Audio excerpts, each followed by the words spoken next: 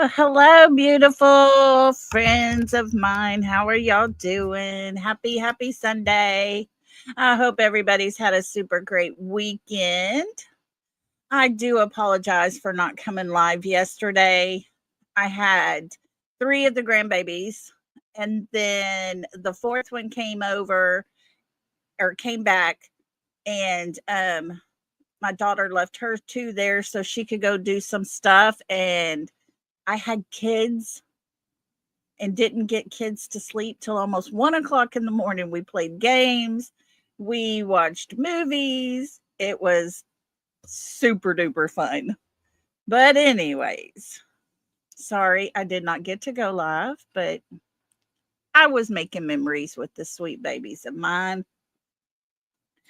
And so, let's say hello to everybody. Hi, Maritza V. How are you doing? Good to have you. Hi, Brown Eyed Girl. Hi, Kathy. Fran, how are you doing? Hi, Cinderella and Teresa, YouTuber. Let's see. We got Roxy R and Selena. Cecilia. Sorry about that. Hi, Mama. Hi, Roxy. Jacqueline. West End. Charlene. How are you? Hi, Texas Plain Jane. Marina Girl. Hey, Town Chat Cafe. How are you doing? Let's see. We got TJ, Lori. Hi, Baba Rose. Let's see. Did I miss anybody? Hi, Elizabeth. And I think that's it. Trying to make sure I don't miss out on anybody. Hi, Joe. Spicy Disaster. How are you? Thank you all for being here. And everybody in the bushes, thank y'all so much for being here. Appreciate everybody. Hi, Amanda Jane. How are you doing? Celia. I don't know why I said that. I know what your name is. Too funny. Pineapple chicken wings. Yum. That sounds amazing. Well. I hope everybody's doing good. It is still crazy out on the streets. Hey, Monica. Welcome. So I hear today, Julie is lost her mind again. She's going off telling all the things. Of course, Brittany J still a liar. My goodness, guys. There's a missing child out there, and all of this is still happening. Still going on. But we got some stuff to talk about today. I don't know if you noticed the thumbnail of mine.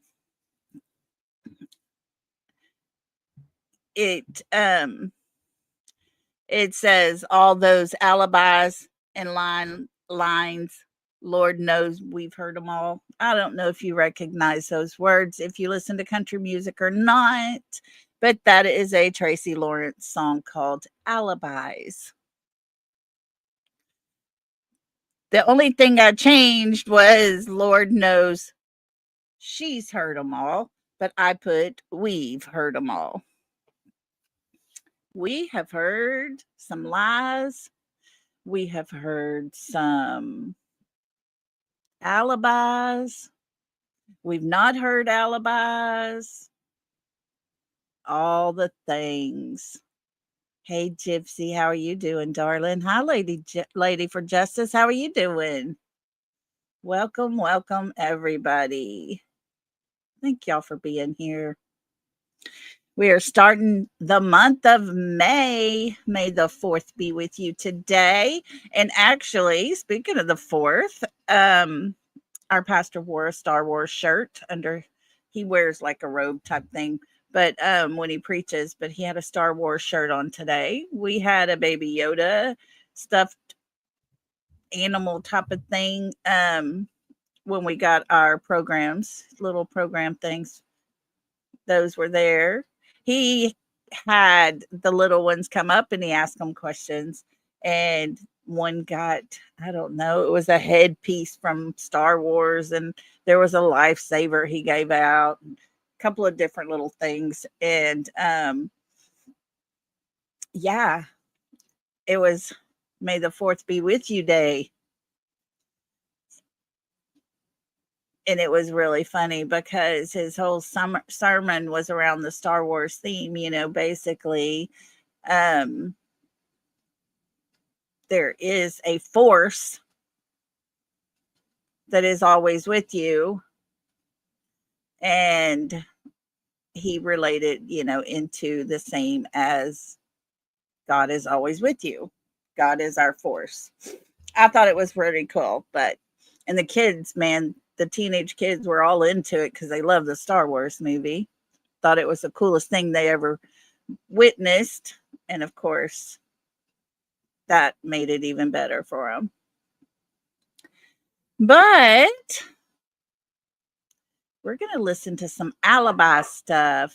Yes, Charlene, it was. I'm going to play it here in a little bit for those who haven't seen it or heard it, because that needs to be heard for sure. There is Mr. Chris, whose alibi seems to crumble every time there's an attempt at an alibi. And Katie, her alibi is she was in the home with Sebastian when he went missing. And yet Seth has the best alibi of all of them because he was working in a lockdown facility. And yet they are trying to tear that one apart every chance they get. It's absolutely crazy. Hey, Sharon. Hi, Alicia P. Hey, Blue Eyes. Welcome, everybody coming in. And so I thought today we need to talk about some alibi stuff. The only thing I didn't get is the phone conversation with Mr. Chris's friend. I could not find it. I couldn't remember where it was. And anyways, but we're going to talk about it. And I'm going to let y'all listen because Silver's on the scene and Bullhorn Betty both went at different times. Hey, Carmen. KC, how y'all doing? Come in, come in. But they both went to where Mr. Chris was working at the time. And they found some interesting stuff. So we're going to go over it. Hi, I'm Too Honest and Bubble Beth and SL. Yes. Yes. Her interview changes every time she talks, and every time she says anything about that night, it's different. It is always different. It's amazing to me. She has 6 different stories she tells. I mean, the truth doesn't change, but Katie's story always changes.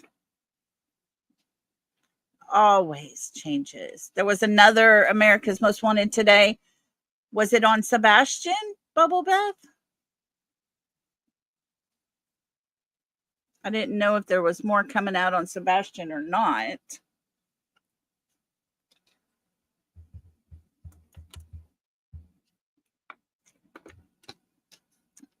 Yes, it was. Okay, we're going to check that out. Let's go ahead and get started here. Hi, Belinda. Come on in. Come on in. Everybody come in. Hey, Mohawk, how you doing? Yes, he did go there project does not operate on weekends. It's locked up and guarded and under video. Hey, Sandra, how are you doing, sweetie? I hope you are well. Cool. Yeah, there's so much happening. People are talking about moles, and they're talking about discords, and they're talking about all these things, all these arrest records. They even brought out that Brittany J had a ticket that she got for not having a daggum seatbelt on back in like 2019 or something. That's how bad things are.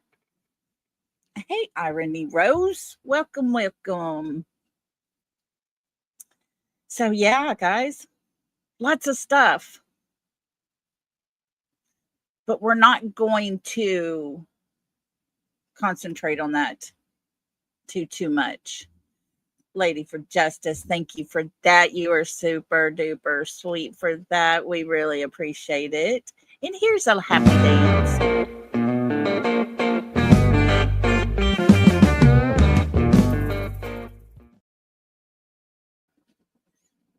Thank you for helping me to get my goal up here. I appreciate you. They are running out of content. It's absolutely insane. And it was funny. I listened to Brittany last night a little bit. She was playing, and Queen Bee started out saying, it is not okay to do anything concerning children. You leave children out of this, blah, blah, blah, blah, blah. And then before you know it, Brittany's horrible. She's disgusting. I was like, what the heck?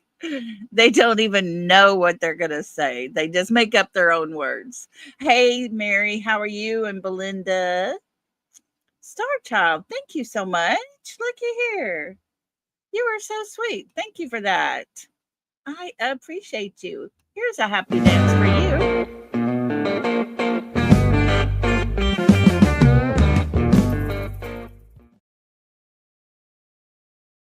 Thank you, Star Child. You're so sweet. She is. Lady for Justice, I agree with you. Julie Skolnick is going to get hurt if she doesn't back up. Mm-hmm. She's going pretty rad. I don't know. I agree, SL. I do. Star Child has been a member for 6 months in the bushes. We love you, even if you are in the bushes. Thank you for just being here and being part of us. We love you. And Lady for Justice, thank you for that again. It says Sebastian Wayne Drake Rogers. Bless his little bones, y'all. He just doesn't realize how many people love that handsome young man.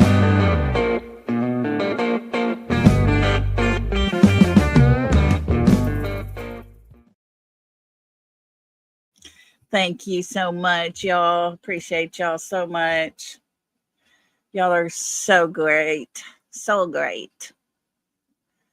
Okay, so we're going to get busy. I'm going to play this first video, and this one's going to be Bullhorn Betty. We're just going to play a little bit of them. We're not going to play like the whole thing. But let me get our fair use banner up. I don't know if they would strike us or not, so I'm going to go ahead and put a little music as well. Their links are in the description. All the good things that we got to do to stay safe around here. So I'll put a little tiny music with it. All righty. Let's do this. Here we go. We'll get busy.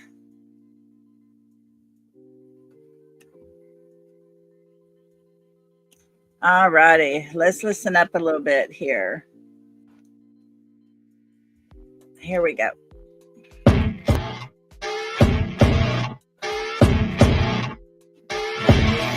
As you wake up in the morning, you want to find the latest, greatest information about criminal cases and have an intuitive conversation about the suspects associated with these cases. Head over to the Bullhorn Betty channel on YouTube.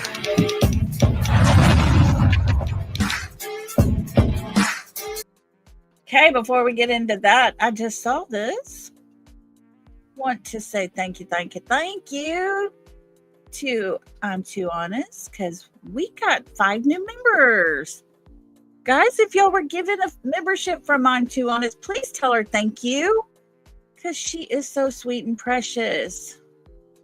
And she did that out of the kindness of her heart. So let's play a little Welcome to the South, guys. Welcome. Welcome. Welcome to the South. We break that good stuff out. We got enough to go around. So can I get a right and get down? Welcome to the South. Thank you, I'm Too Honest. You are so, so sweet. Please, guys, make sure to say thank you. That was gracious of her. Okay, so here we go. We're going to get going on this some more. Get breaking news right here on the Bullhorn Betty channel. Welcome to the Bullhorn Betty Coffee Club. Enjoy your stay and enjoy your day. Thank you, Cecilia. Oh, there we go. We love you, Cecilia.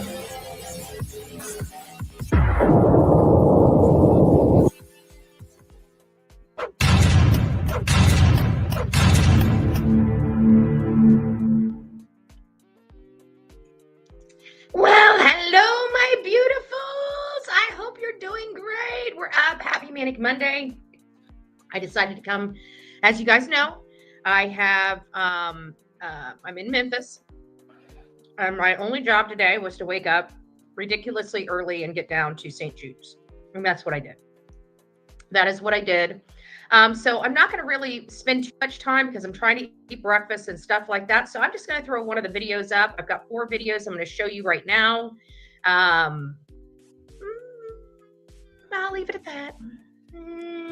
Just saying. Bullhorn Betty here. I am in front of the St. Jude's property, the construction. As you see, the cranes are lit up behind me here. I was out here at 5:15 this morning. There are a few things that I did find out about this. Is there are no crane operators here at 5:15 in the morning. There are people here. There are people that are working inside of the building, like the electricians, the plumbing, the people that are down here on the first level where the lights are right there. Those lights right there are where the people that are working. But as you see, none of the cranes are in operation at this time of the morning. None of the cranes whatsoever. I'm here. I'm looking at the time. People are starting to show up here. They're starting to line the road. There are some people going into the, they're going into the building, but they're parking out here in the road.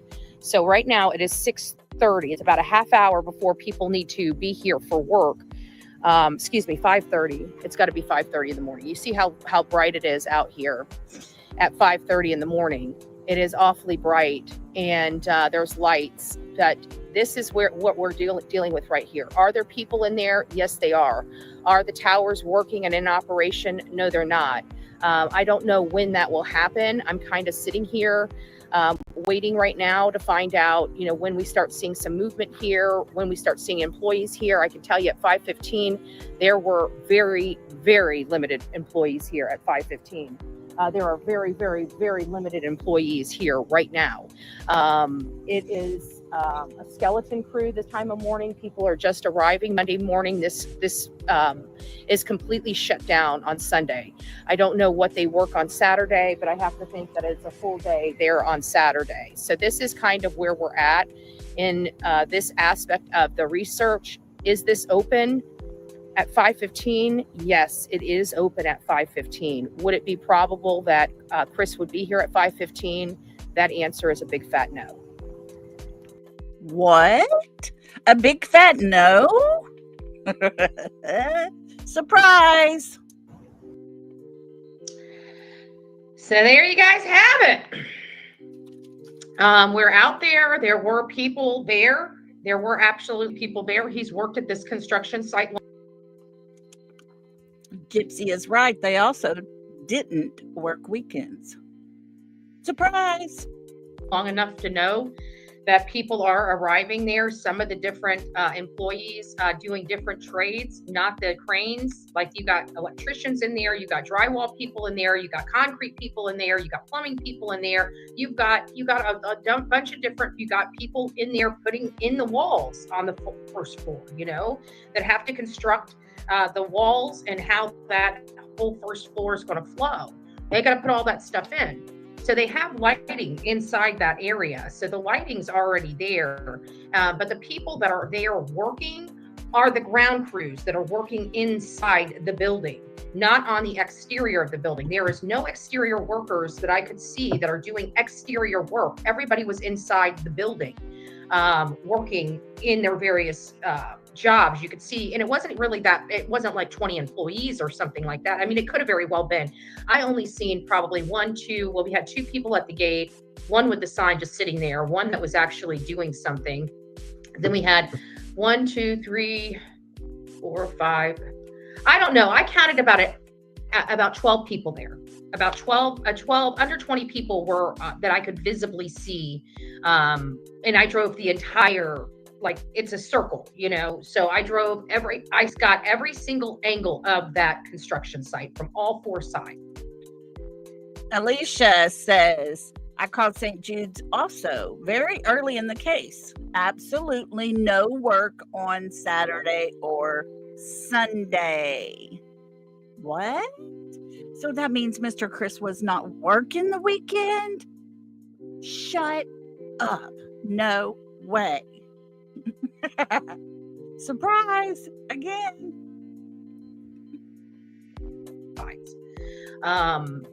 And I can tell you from all 4 sides, the back side is empty. The front side has some people there. No crane operators at all. None. Just none. None of them. There's several. There's not just the 3 tower cranes there. They also have other different type of large crane type of, like arm crane. They have, they have about 5. I counted about 5 or 6, 3 of the same exact crane, and then about another 2 to 4 cranes, different. Internet's getting there. It's going through StreamYard, and of course I'm on, cheap internet, cheap Wi-Fi. So my stuff might be in and out. So let's go to the next video while we have we have this stuff on here. So give me just a second. Nobody working. There's some people inside. At the light, turn left onto North 3rd Street. No crane operators at this project right now. Nobody.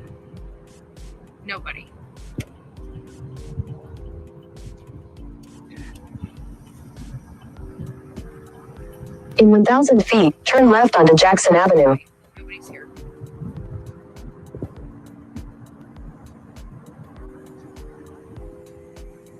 So he would have known this project would have been open and available to people, some of the workers here at 5:15, but there's no crane operation and barely anybody available right here. We got people sitting out. Roxanne, thank you so much. I appreciate that Cash App more than you could ever know. Thank you. You're so precious. Let me see if I can just... That's one. Let's see what we got in this one. I got another 2 on the back side of this. Yeah, no crane operators. No crane operators whatsoever.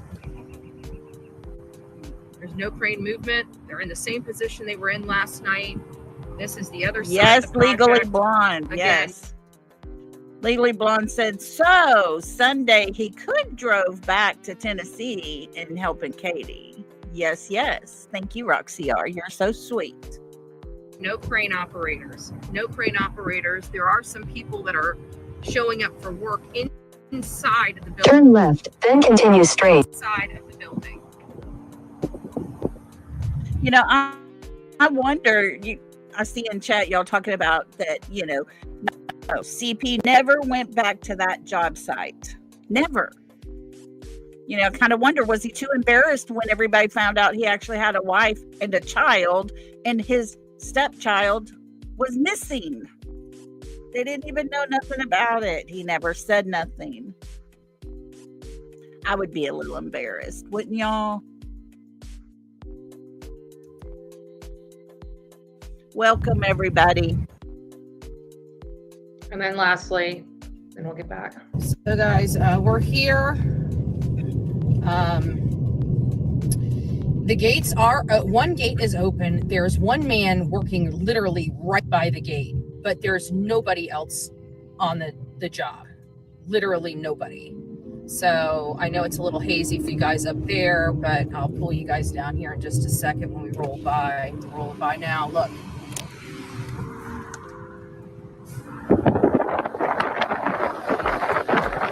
Nobody's there. That gate right there is open. That's the only gate open, and there's one person there. The gate is open. There's no security. But again. Hi, Debbie. Welcome. All right. So Okay, so there it is, guys. Nobody there. So we're going to stop this. If I can get it over there. And we're going to watch some more from Silvers on the Scene. Thank you to everybody coming in. I appreciate everyone being here right now. Come on in. We are going to watch Silvers on the Scene next. And he is going to tell us about his story. What he was told when he went to that site and talked to people. Exactly, Debbie. Exactly. Hey, Patty. Come on in, everybody. Thank y'all for being here. Here we go. Let's watch Silvers on the Scene and listen to what he says, because he talks to people there. He talked to a person that was there that day, and he tells us what was said.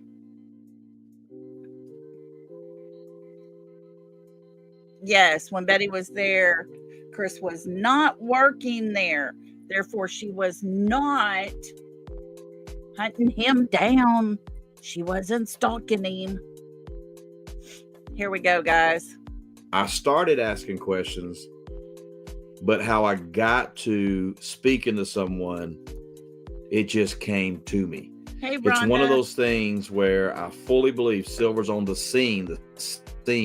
When you put yourself out there on the scene and you are looking for this boy, things will find you. So, where do we go? Let's jump right into it. It's right here. This is the job site of Christopher Proudfoot. Oh, let me stop. Hold on. One thing. Let me jump in here. What I was told. And everything in here is allegedly, in my opinion. So I was told information. I'm about to share it. I think it's big. I think it's huge. I was told information by a co-worker of Christopher Proudfoot's. So I'm taking that information. I'm sharing it. I'm not going to share any names.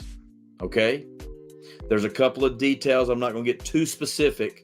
I'll get specific enough you'll understand. But just to make sure, there's no blowback back to the person I spoke to. But here's the big thing. I'm going to take what I was told and then I'm going to put my spin on it, right? Someone says this and I'm going to tell you what I think about that. And that's allegedly in my opinion. And I may repeat that throughout the video, but also taking what I was told is allegedly in their opinion. However, they interacted directly with him as they worked with him. So just want to throw that up there. So that's where we're at. And back to, we will not forget you, Sebastian. That's a promise. You're going to see how relevant that is and what I'm about to share with you. So the job site, as you know, in my video of searching in Memphis, as well as yesterday's recap where I talked about Memphis, I really didn't even know I was going to go by the job site when GPS was taking me to my location to search. Did not know I was going by the job site, and there it is. And you see the cranes, right? We know Chris was a tower crane operator, right? And so he worked on one of those cranes. Now, this is big. Information from the job site. Chris Proudfoot job site. Did you know? Because let me tell you something, ladies and gentlemen. I put the did you know in there because I don't think I knew any of these things. I knew things related to them, but you're about to see what I was told. I did not know this. And after being told these, I got very emotional, and I'll explain that when I cover everything I was told. But did you know? So as you listen to these things, did you know these things? Because I don't think these things are out there. And it's going to lead us right to, we won't forget you. The people that are out looking and searching for Sebastian, who are trying to bring him home and find him. But did others forget you? Did others forget you on the same day you went missing? Allegedly, in my opinion, yes, they did. So let's dive into it, right? Let's dive into it. Let's not waste any time. I watch YouTube videos and I go, why are you wasting so much time? Let's dive into it. And we're going to do it like this, okay? So what I'm going to do is I'm going to throw this up here. And that is right here. And then I'm going to throw this up there right here. Okay, so here's what we know. We're going to do this like this because I want to reveal these things to you as we go through. I'm going to keep Sebastian over here so we can see him. What did I learn? What did I learn? So here's how this came about. I made a visit to RV to make sure, an RV place in Memphis that I'd never been to see if Chris had stayed there. Because based on where I was looking, it would make sense for Chris to stay there. It's the closest RV to the job site. While I was there, I learned a lot. Let's jump into it. I was able to speak to someone who worked with Chris, because Chris is not working there now. You know, one of the questions somebody asked, I was talking to more than one person. Where's Chris now? I don't care where Chris is. I'm not worried about where Chris is now until we find Sebastian. And when we do, then we'll focus on that. That's your get justice part, right? Get justice. Let's find him. Let's keep the awareness alive and find him. So what did I learn? Here we go. Diving in. Big. RV not at job site. So by coming by the job site for the first time and seeing it, my thoughts are, you could not put, not just Chris, but anybody that worked there could not park their RV on that job site and just wake up and come right out and work. There's really not room for it. So talking to the person, I said, hey, could he have put his RV here? Oh, no, absolutely not. No one can. Okay, so. Now, if you remember early on, Mr. Chris did not say his RV was on the work site. He insinuated that his RV was close to the work site. He let people believe that. Wasn't until weeks later he had to clear it up because he kind of got cornered. And then all along, anybody asked, he was in Memphis. He was in Memphis. in Memphis. We now know that his RV trailer, was in Mississippi. He himself was not at work on Sunday. He was in Memphis. I mean, not Memphis. He was not in Memphis. He was in Mississippi.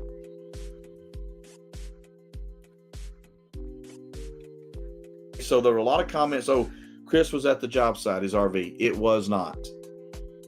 Not only was it not at the job site, Chris's RV was not at the Memphis park that I was speaking to. Okay? It's about 8 miles from the job site, 6 miles from the location I was looking at when I was looking for a possible body bag.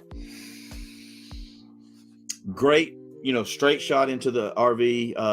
From the RV to the job site, so it would make sense. And there are people that work at the job site that are staying there. We discussed Yogi and Easy Days and all these other ones, but this one, he was not there. Furthermore, the one thing I didn't discover, one thing I did not learn is where he was the night Sebastian went missing. The thoughts were this, because I asked the question, the thoughts were more than likely Yogi. Okay, but we're not 100% sure on that. Okay, what's next? Shady, not to trust. The words I was told were this: I believe he's a shady person and would not trust anything he says or does. Don't forget, they're talking about Mr. Chris. I know those words are hard to understand, but even his coworkers could tell he was very shady, and you don't trust him. Will not trust anything he says or does. That's really not revelation, because we've all heard him in his interviews where we see him, or where he calls into channels or podcasts, or ever how he's talking. This is allegedly in my opinion, but at the same time, I don't know Chris Proudfoot. I've never met him. I've never spoken to him. All I have to go on are his own words and behaviors. That alone makes him, as Inga says, shifty and shady. You're right on that one. Just the words that he says, just the things we hear him saying and speaking, makes him look shifty and shady for sure. And I've said this before. Go back, find some videos. His words and behaviors make him unlikable, make him suspect in this entire scenario. Where is Sebastian Rogers? Here it is, ladies and gentlemen. This is the one I saved. I put it kind of in the middle. Relieved at 11 a.m. Yeah, there's that pause. Let me pause a little longer. Relieved at 11 I'm too honest, that's a.m. Chris was deemed unsafe on the job site. Listen, yeah, you heard me right. Unsafe. Safety risk for himself and others. That is a big job he does. If you don't understand tower crane operator, love you. Let's just throw this picture right here back up. You see how tall these things are? You see that these buildings are made with iron. These are iron beams, steel beams that are lifted up by these cranes that Chris operates. So what I'm saying is, if you got to be clear-headed, you got to be sharp and focused. And evidently Chris is. He wouldn't be doing this job. Let's give him credit. Evidently he's sharp and focused, and he can operate one of these, because he's up there. He's way up there himself operating this thing. But on this day, ooh, we don't want that revealed. Hold on. On this day, at 11 a.m., 4.5 hours. That's right. 4.5 hours after reporting his stepson missing, meaning three-way call with Katie, 6:30 a.m. Not only is he still working, he's still working at 11 a.m. We'll talk about that in a minute. But he was relieved because he was not focused. Not focused. Wonder why Mr. Chris, the morning Sebastian went missing, I wonder what would cause him to not be focused. What would cause him to be off his game that morning, I wonder? Possibly lack of sleep. Possibly reliving the night before. Possibly lots of things on his mind. Never know. Focused. Off. OFF. He was off. On the same day, his stepson goes missing. So he was relieved. Chris wants to tell you, he wants to tell you, everyone listen, myself and anyone who will listen, that the reason he didn't get home till 1:30 or 2, leaving the job site at 11, I don't know if he specifically said 11, but he probably did, was because no one was there to relieve him. BS. He's wrong. He's wrong. But that was the story he told us. He could not leave right away. He got the call, remember, at 6:03, Sebastian was missing. He didn't get home till like 1 or 2 o'clock. And it was because he had to wait for someone to come and relieve him.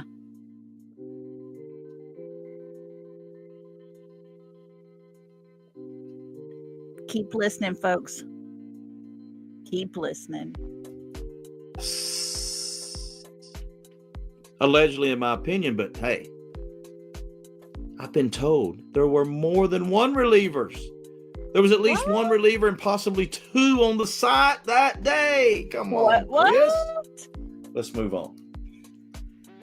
Arrived 6:30 a.m. Chris wants to make you believe 5:15. Why would he need to be at the jobs? Let's think about this for a second. Okay, folks, look at that close. They were told. Silver's on the scene was told. Christopher did not arrive until 6:30 a.m. Is that not crazy? So while he's on the phone at 6:03 with Katie, finding out Sebastian's missing, he hasn't even made it to work yet. And what was it, 6:33, 6:36, when the call to law enforcement came in and it was dispatched out. Remember, we talked about this before. When there's a call made, they're typing stuff in the system and it's going straight to dispatch that puts it out. Yes, 6:34, that's it. But the people on the phone call with him are typing it in. It goes straight to the dispatch, who dispatches out law enforcement, ambulances, fire trucks, whatever is needed. It is instantly being dispatched out at that very moment at 6:34. So as he's walking in, probably just getting out of his car, he's letting them know, hey, our son's missing. Angel of Light, thank you so much for gifting 5 members. Guys, if you were gifted, please make sure to tell Angel of Light, thank you so much. That is so gracious of her. And welcome, everybody. After this, we will play our song, but I just wanted everybody to make sure to tell her thank you so much and tell Angel of Light, thank you for being so sweet and precious. We appreciate you. Here we go, guys. So think about it. He arrived at 6:30, parked, all that.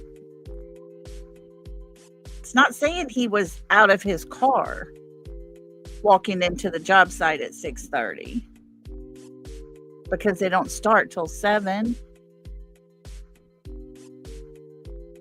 So yeah, guys, he had time to be there at 3:10 a.m. He wanted it to be 5:15 because that would not be enough time for him to be at work at 5:15. Wouldn't be enough time for him to make it all the way back. But add that extra time in, 3:10. He heads straight back after that. Folks, there's enough time. He could have been one of those flashlights in that backyard. His alibi has been destroyed. Oh, yeah. He was there in Gallatin that whole entire weekend. Listen to some more of what Silvers on the Scene found out. He'll tell us about it. Keep listening here. Why would a tower crane operator, when no daylight is up, it is dark, why would he need to be on the job site at 5:15? I think you've seen some other creators go out there and see that others may show up, inside workers, drywall workers, many different types of construction people at 5:15. What I was told is there would be no reason to be there before 6:30 a.m. And then you're going to start in your crane around 7. Now, you saw how tall that crane was. There are ladders you have to climb up, and there are resting stations, little platforms, so you can stop and rest. Because he's not going to be up working, starting work at 7. It's not going to happen. Be closer to 7:30 by the time he climbs all those steps. Gets up in his crane box up there and gets to working. The cops were at his house by the time he started his job.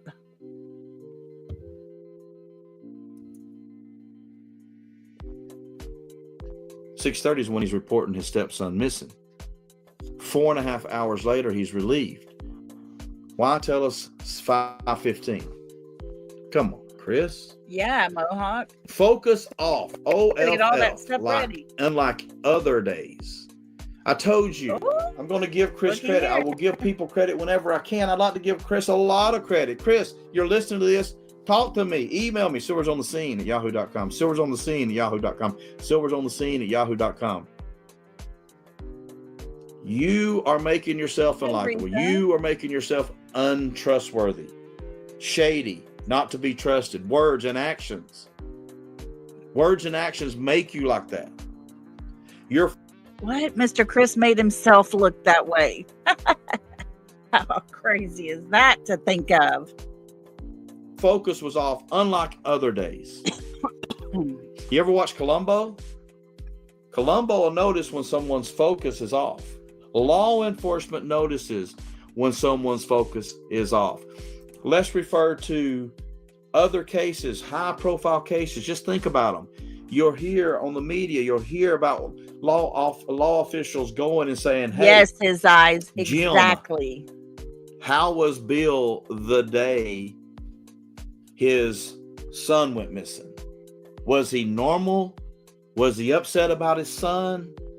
Did he want to find his son? Was that why he was off? Or was he just normal, like a normal day?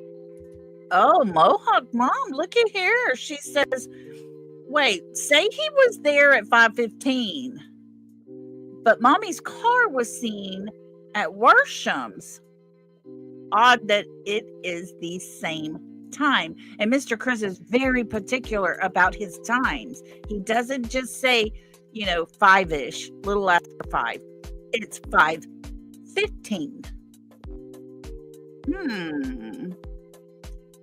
Yep. I'm telling you, they had it all planned out down to the minute. Behavior and focus. this day, a guy who's very, very sharp. He has to be sharp to do the job.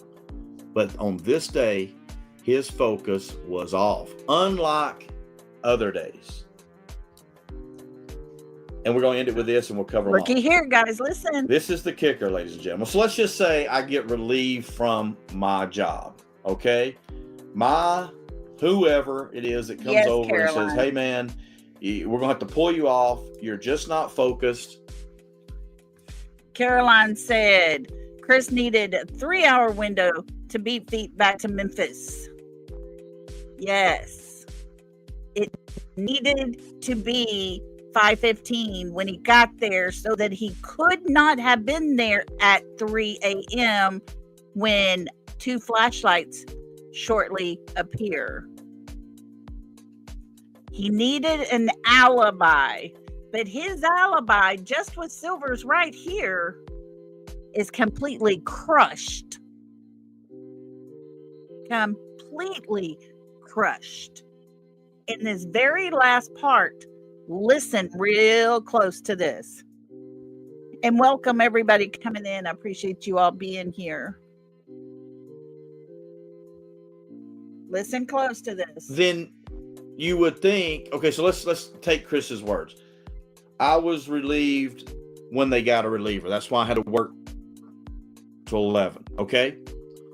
So you would think he's reported Sebastian missing.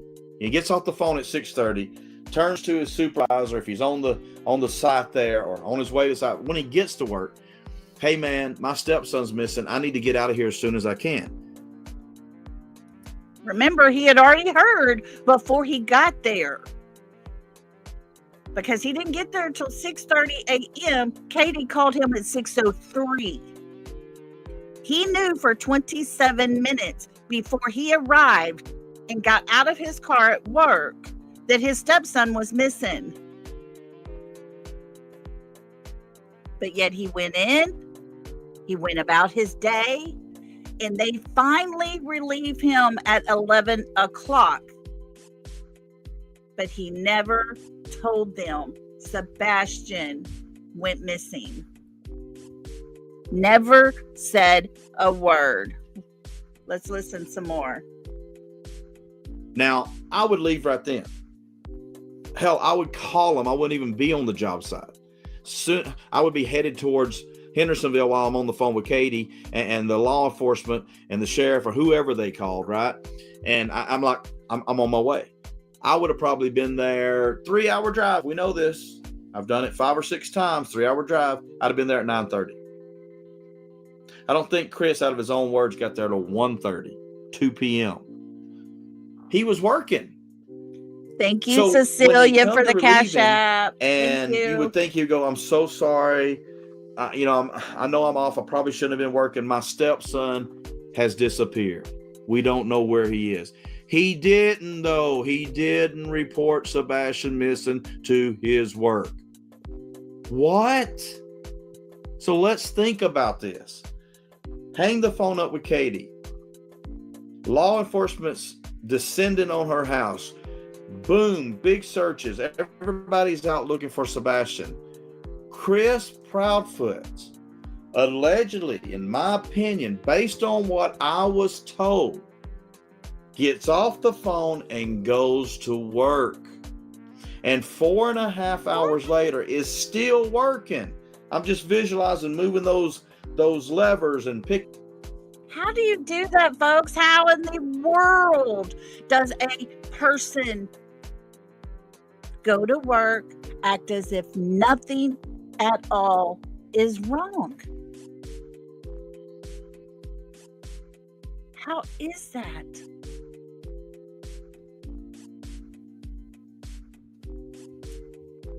Picking up that steel and that iron or whatever and lifting it up to where they can put it.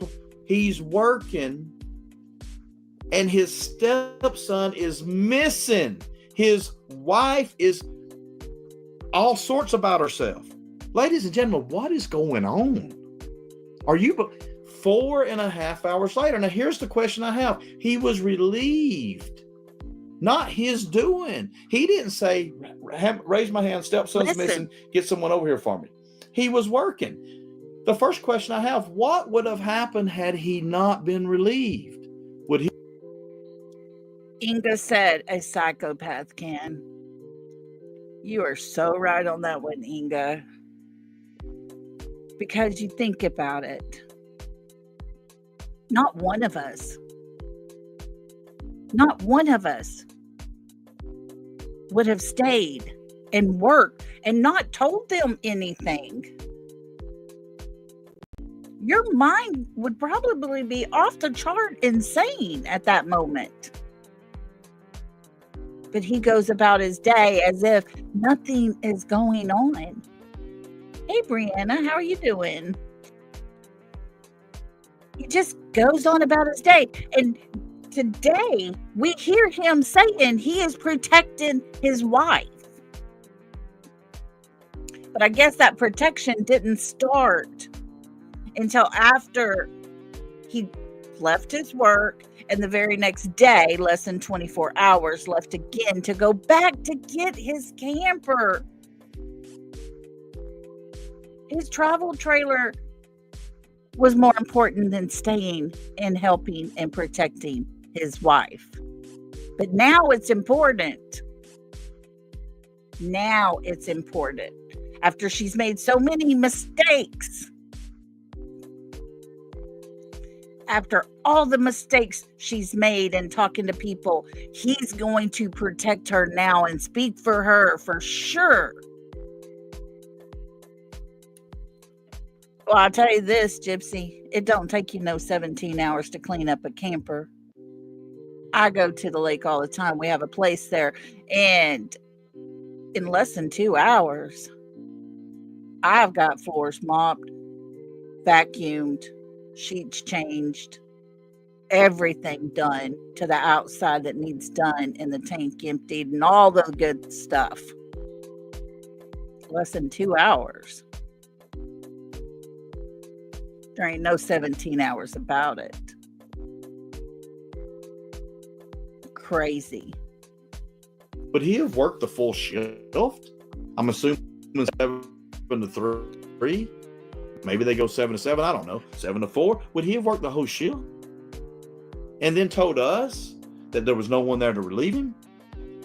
Not only did he not report him missing, when I was told that he was relieved, I asked the question this. I said this. So he probably said, like, stepson's missing. Oh, no. We had no clue his stepson was missing. I said, what? You mean to tell me this guy's working 4.5 hours and he hasn't told anybody his? No.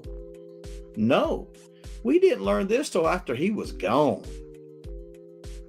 We didn't learn this till after he was gone.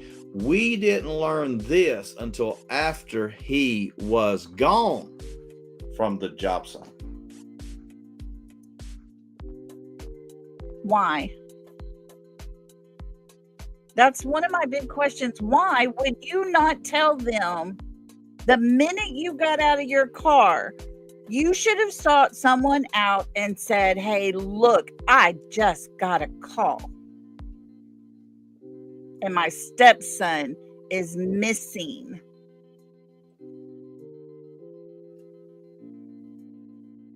Did he think no one would tell them that? No one would have said anything about, we didn't know about a stepson. He was just acting very erratic and stupid, and we had to protect our equipment, our people, and him from himself. So we let him go at 11 because we had 2 other crane operators on site. That's it, Gypsy. You can't say stepson is missing when you haven't said you are married. That's right. Yeah. Yes, Mohawk Mom says also his buddy Jeff lied his ass off, claiming they were there at 5:15. His buddy backed that story up. And that's the one part I did not have time to find it and get it to play. But I will tell y'all this. His buddy also said that he went to a bar,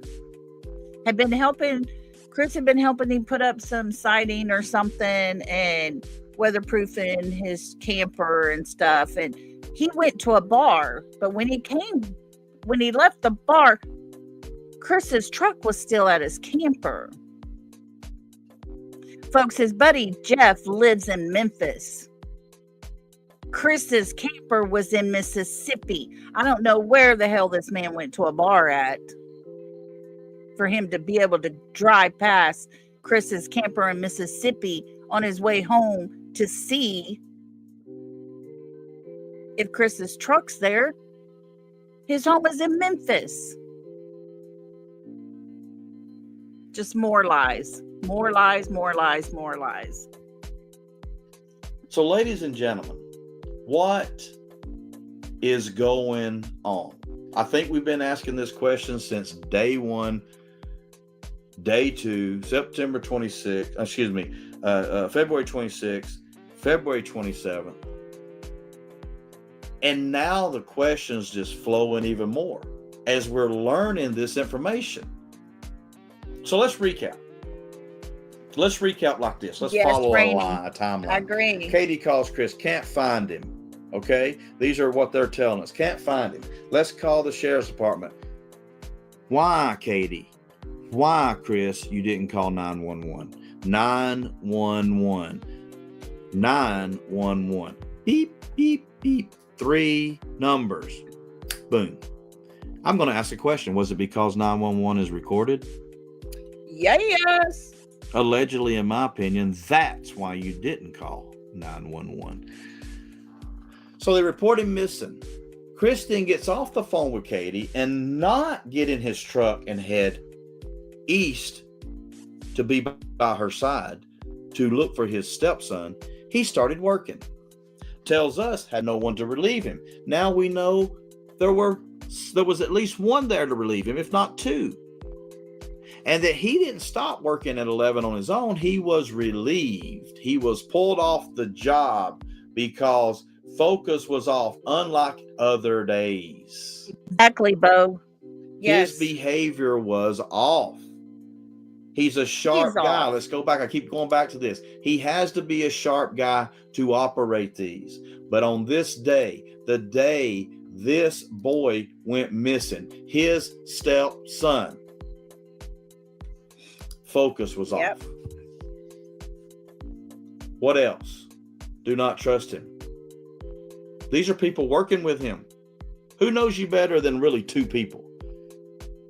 Your spouse or your coworker, right? There's those jokes. She's my wife work. He's my wife husband, right? We spend the most time with the people we work with and the people we live with. Roommates, family, spouse, co-workers. Not to be trusted.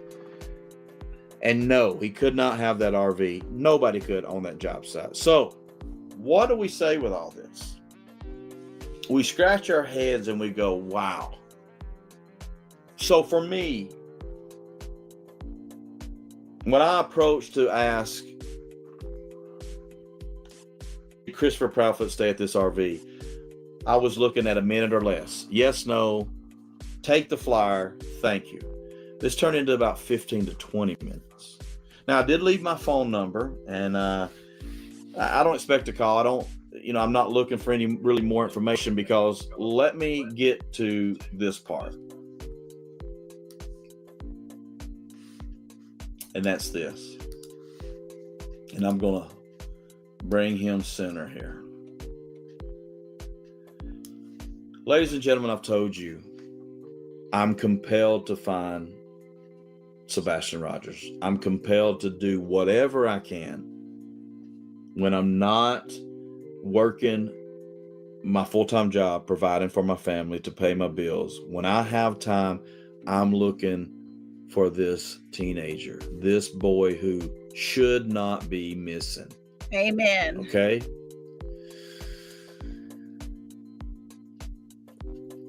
And I've told Silvers too how passionate I am about it, because not only should he not be missing, but in my opinion, other than his biological dad, his mother and stepdad did not protect him. Amen. So, guys, there you have it. We have a man who tells us a story of, hey, you know, I had to wait until somebody was there to relieve me. I got to work at 5 o'clock.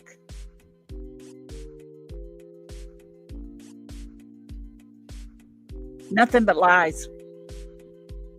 Nothing but lies about his alibi. Why is he lying? Why would someone lie to have an alibi?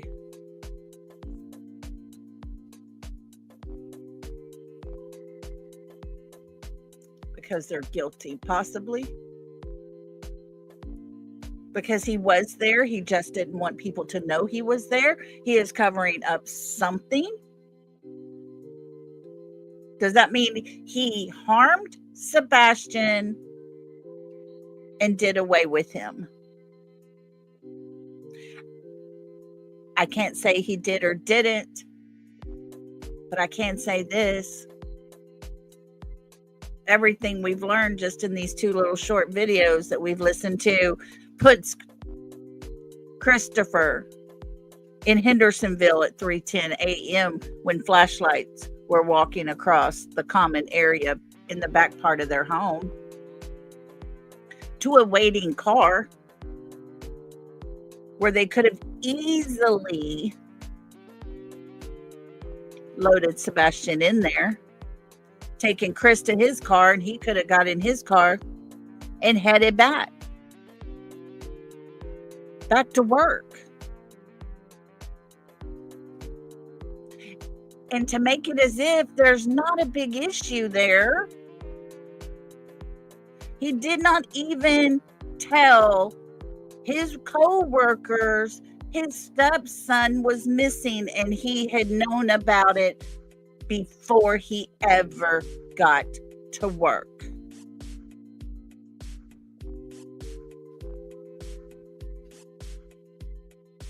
But he's going to tell us he had not been in Hendersonville.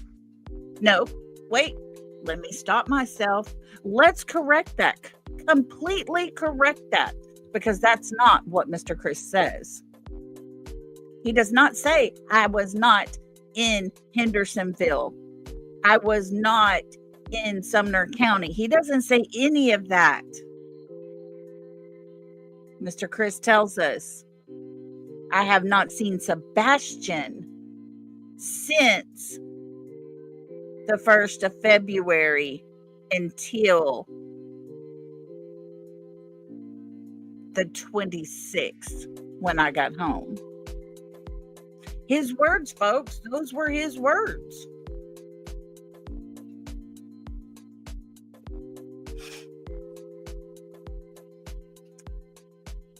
But his alibi is nothing but more lies. His alibi is not an alibi. As much as he planned and plotted, as much as he did all the things, you know, kind of like what he lists.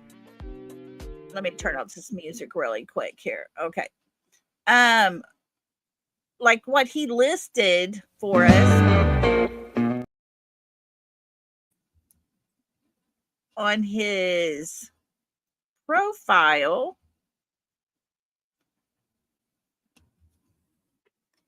all of the planning he did, the organizational leadership he had, organizing things in the operational side of things. implementing this plan because he was in the military, folks. He was in the military.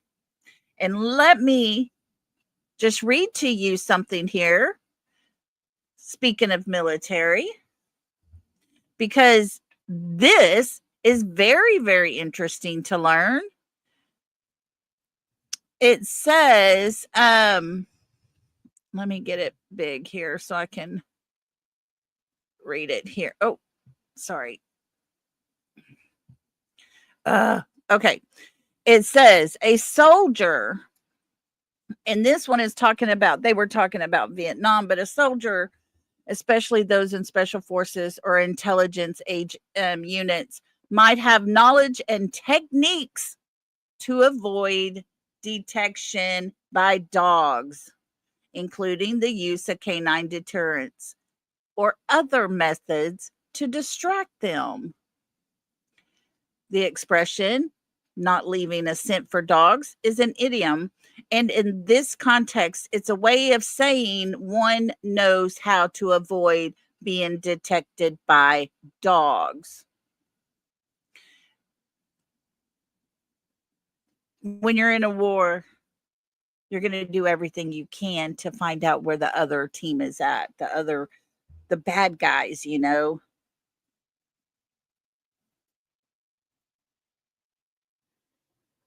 But when they start doing the same thing you do, possibly using dogs, you're going to have to find a way, a method to avoid being detected. Now, it says military personnel might have been trained on the use of canine deterrents, which could include sprays or other substances designed to irritate or distract the dog. Some techniques mentioned in the search results include spraying female dog urine or using compressed air burst to freeze a dog's nose. Soldiers would likely have knowledge of covert movement and concealment techniques to avoid being detected by patrols and sentry dogs. Military, guys, the military. Mr. Chris, Katie, they were in the military. They were there. They served. They studied. They learned all the things on how to do things a certain way. These people could have used some type of scent or something to throw the dog off over by the retention pond.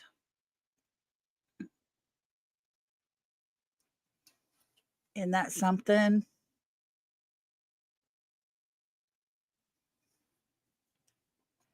Yes, they do have dogs there. Yeah. Yeah. Look here. Fun to Ski says any sporting goods shop have it.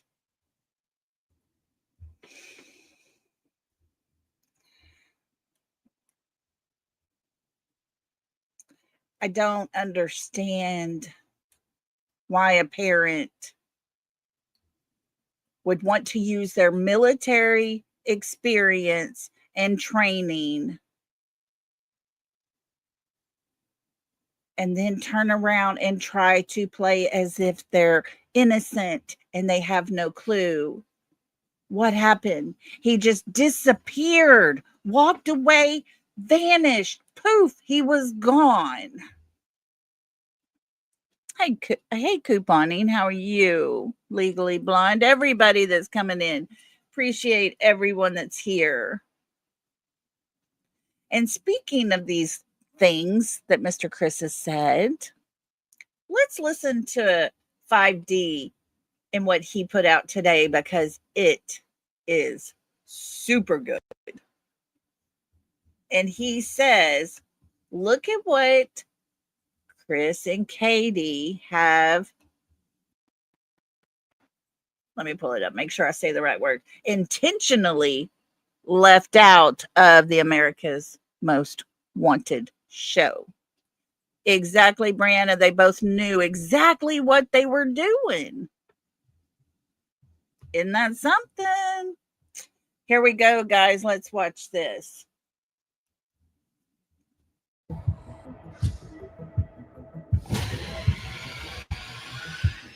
5-year-old, 9-year-old, 14-year-old Gina DeJesus never made it home. It's a family's worst nightmare.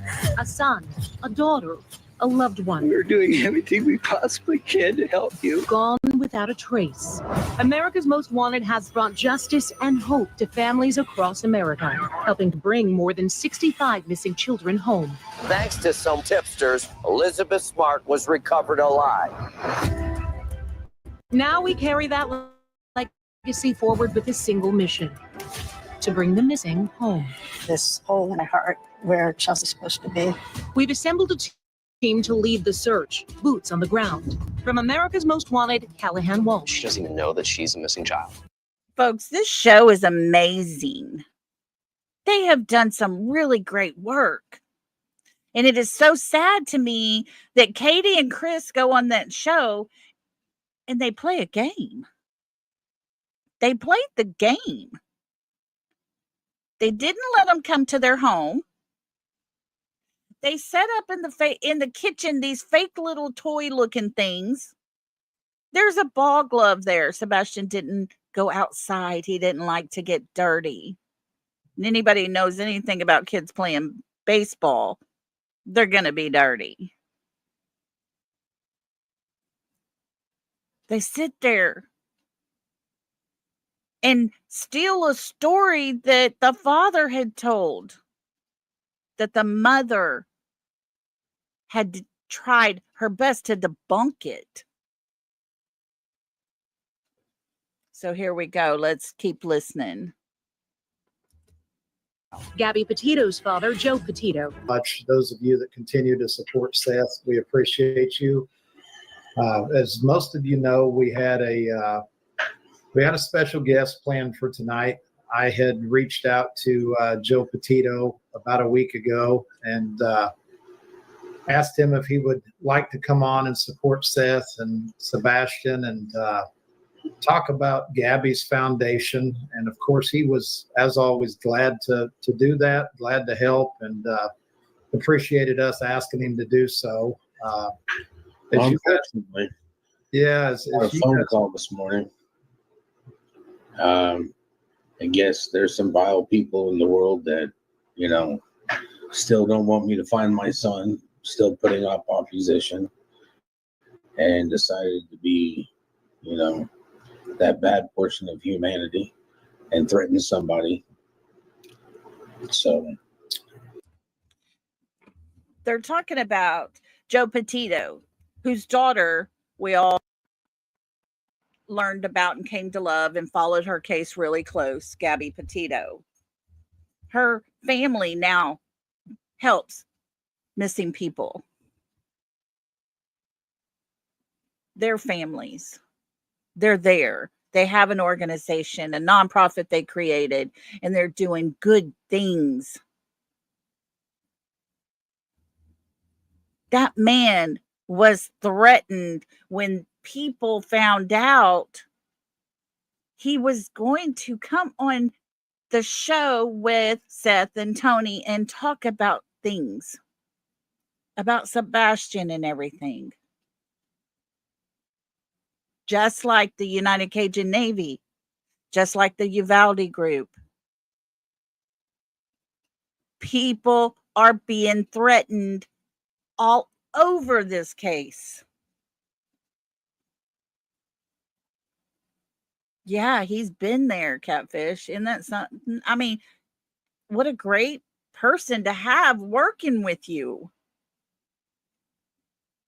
But when you don't want a child found, you have to threaten people to get to leave, to get away from this case. Because they might accidentally find him.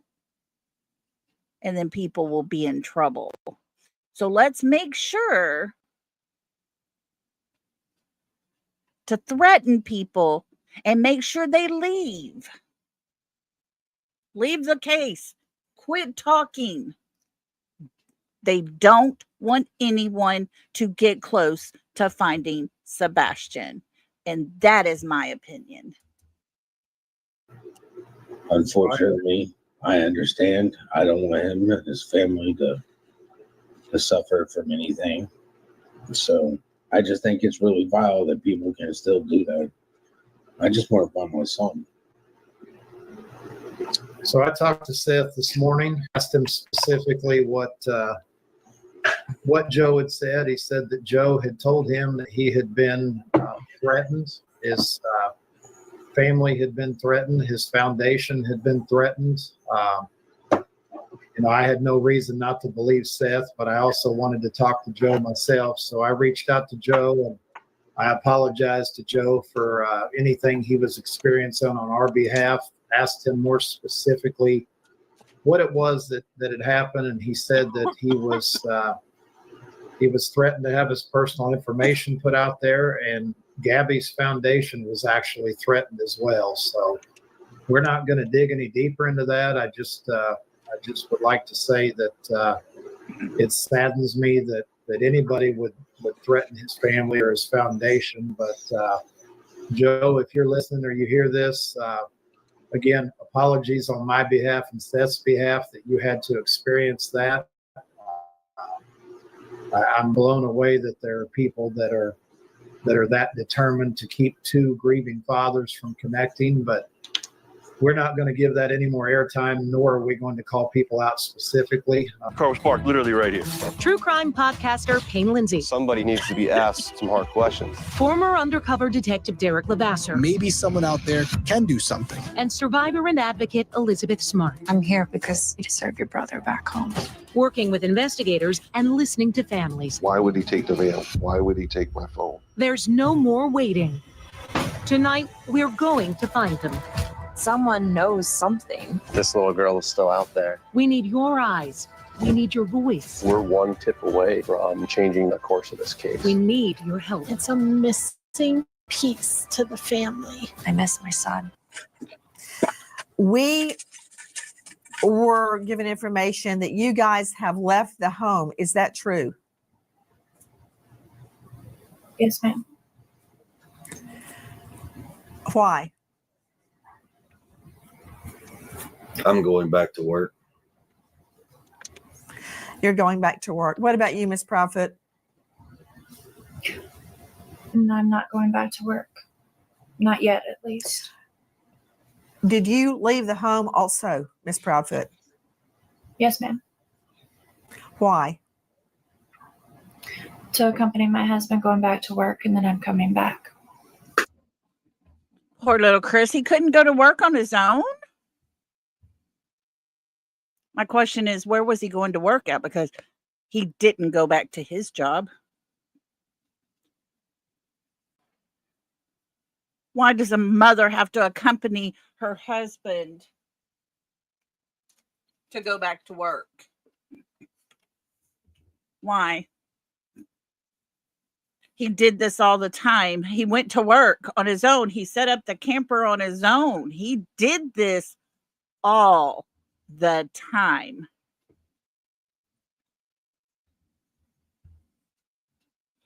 Yeah, she followed him in her car.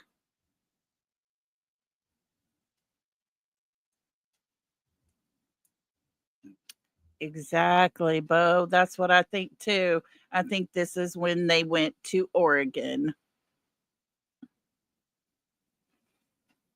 We know not to trust him, right?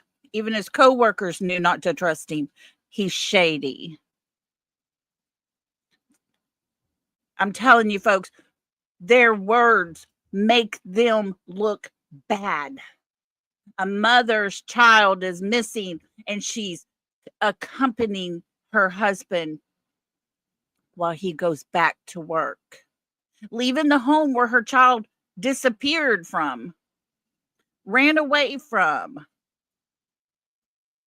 But yeah, Cecilia, just fixing to say, but no worries. She left food and a blanket on the front porch and a pair of shoes, of course. I still wonder, why would she leave those things on the front porch? That door had a code, and Sebastian knew the code. So, did they change the code to that door? He could have came in the house and got some food and a blanket. But nope, they put that stuff on the front porch. What better way to say you're not welcome in our home? But here you go. How insane is that? It's their words, folks. They're doing this to themselves. Keep listening.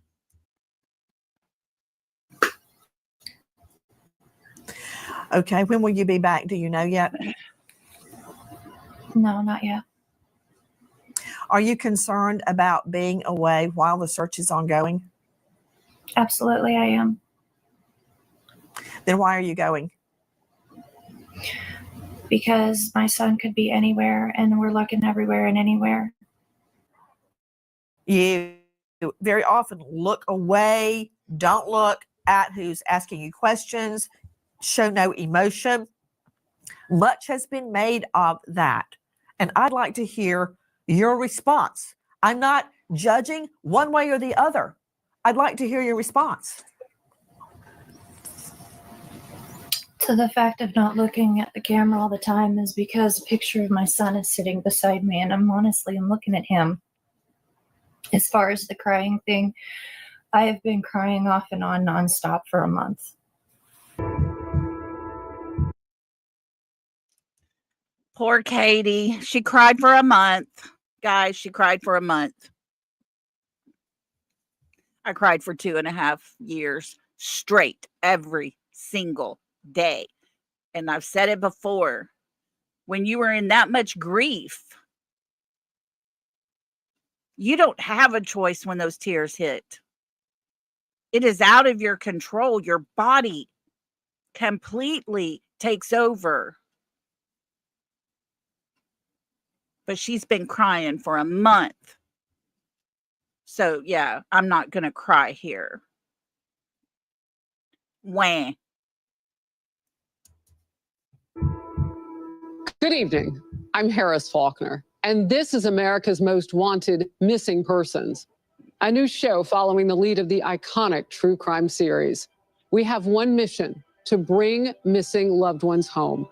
Every person you'll see on this screen tonight has someone waiting for them: a parent, a child, a friend, a community that refuses to give up. Actions are going to speak much louder than words, and the message from Dog and I is that we're not slowing down. We will find Sebastian, and if Sebastian is watching, our message is we are coming for you.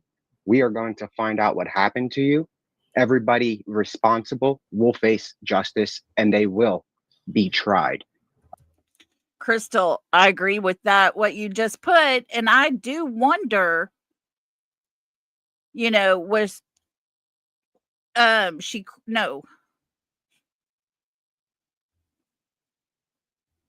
it was, Crystal said, honestly, they're trying to make you believe it, but are usually lying.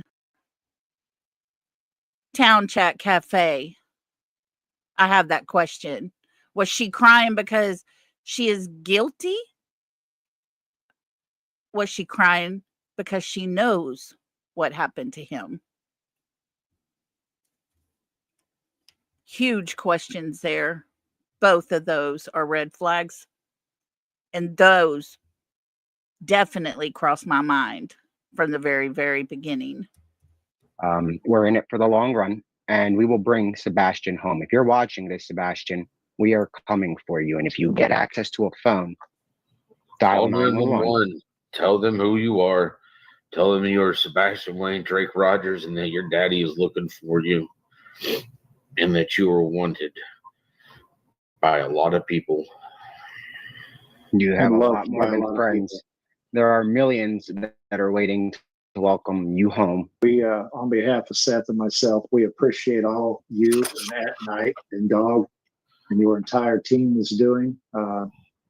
You know, it's funny how when you go through the toughest times in life, that's God puts people in your lives at those times for the right reasons. I look back to the first phone call that I had with you and Dog, and I'll be 80 in a nursing home and probably never forget that phone call.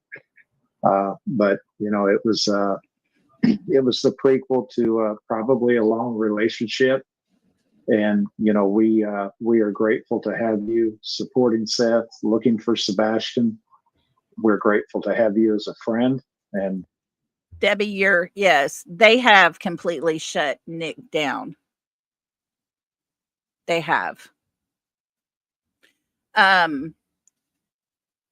Speaking of which, there are some things out now about a behind the scenes chat thing Nick's created and all this, that, and other. Folks, I'm going to tell you, when it comes to do with anything that's been put out from the other side, I question it, because we know for a fact there's emails that have been sent out supposedly being from Hong, Nick's partner. And they have proven that Barbecue Lady was the one that wrote those emails, created the emails, and sent the emails. Yeah, she did admit to faking the emails. So why would she not fake something else? And Texas Plain Jane said, who is shutting Nick down? You know, they called his probation officer so many times, talking about the things he's done and said and all this, that, and the other, that his probation officer has told him he needs to stay off of media. And we certainly appreciate all you guys are doing. Yeah, I speak for Dog and I both. We never saw this turning into a friendship or now family. We consider you guys brothers. It's the first phone call. It's something for a comedy one day. When we bring Sebastian home, he can hear it. And it's something that's interesting. You guys deserve the world behind you. If people just read between the lines, it's not hard to figure out what's up, what's not. Form your own opinions, but at least have an educated opinion. I ask that from the public. Unity will bring us to not just together, but it'll bring Sebastian home.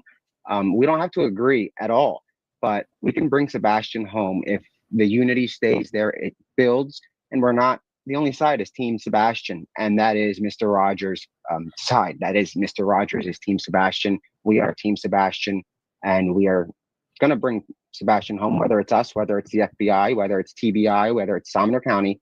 Somebody is going to bring Sebastian home. There are countless people on the case, and we're not going anywhere. And neither will we. We've assembled a team of experts who dedicated their lives to solving cases and helping others. Derek Levasseur, you may know him from Big Brother, but he also has worked undercover with the FBI, DEA, and Secret Service. Elizabeth Smart, a survivor and advocate whose abduction recovery was made possible through America's Most Wanted. Payne Lindsay, whose investigative true crime podcast, Up and Vanished, has brought cold cases back into the national spotlight. And tonight's special guest, Callahan Walsh, a familiar face to America's Most Wanted. Callahan does incredible work with the National Center for Missing and Exploited Children. Thank you so very much, everyone, for joining us. Let's get to our first case now. A missing child, Sebastian Rogers.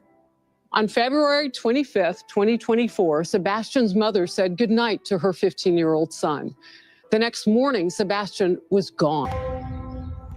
Sorry, missing juvenile. Me a white male, 30 blonde hair, approximately 5 foot, 120 pounds. I was going to be wearing a black sweatshirt, black sweatpants. Juvenile does have a form of autism. Just blown her out. Sebastian is tall and skinny, has a contagious smile, loves video games, loves cats. Sebastian's love for cats is so strong that still to this day, when me and his mom started dating, they had cats. And I am allergic to cats. So mom made the choice. They got rid of the cats so we could reject them, keep our life moving forward together. And still to this day, Sebastian will never let me live it down. Good. He shouldn't stop.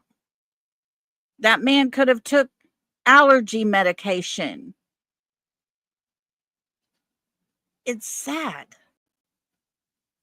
They bring it up all the time that cats were his very favorite, but yet Christopher made him get rid of him, all of his cats, and he can't get any more.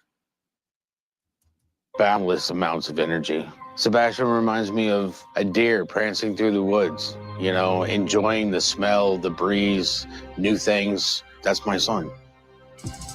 February 25th, Love the day way Seth before explains Sebastian went missing. Sebastian. Chris was in Memphis at work.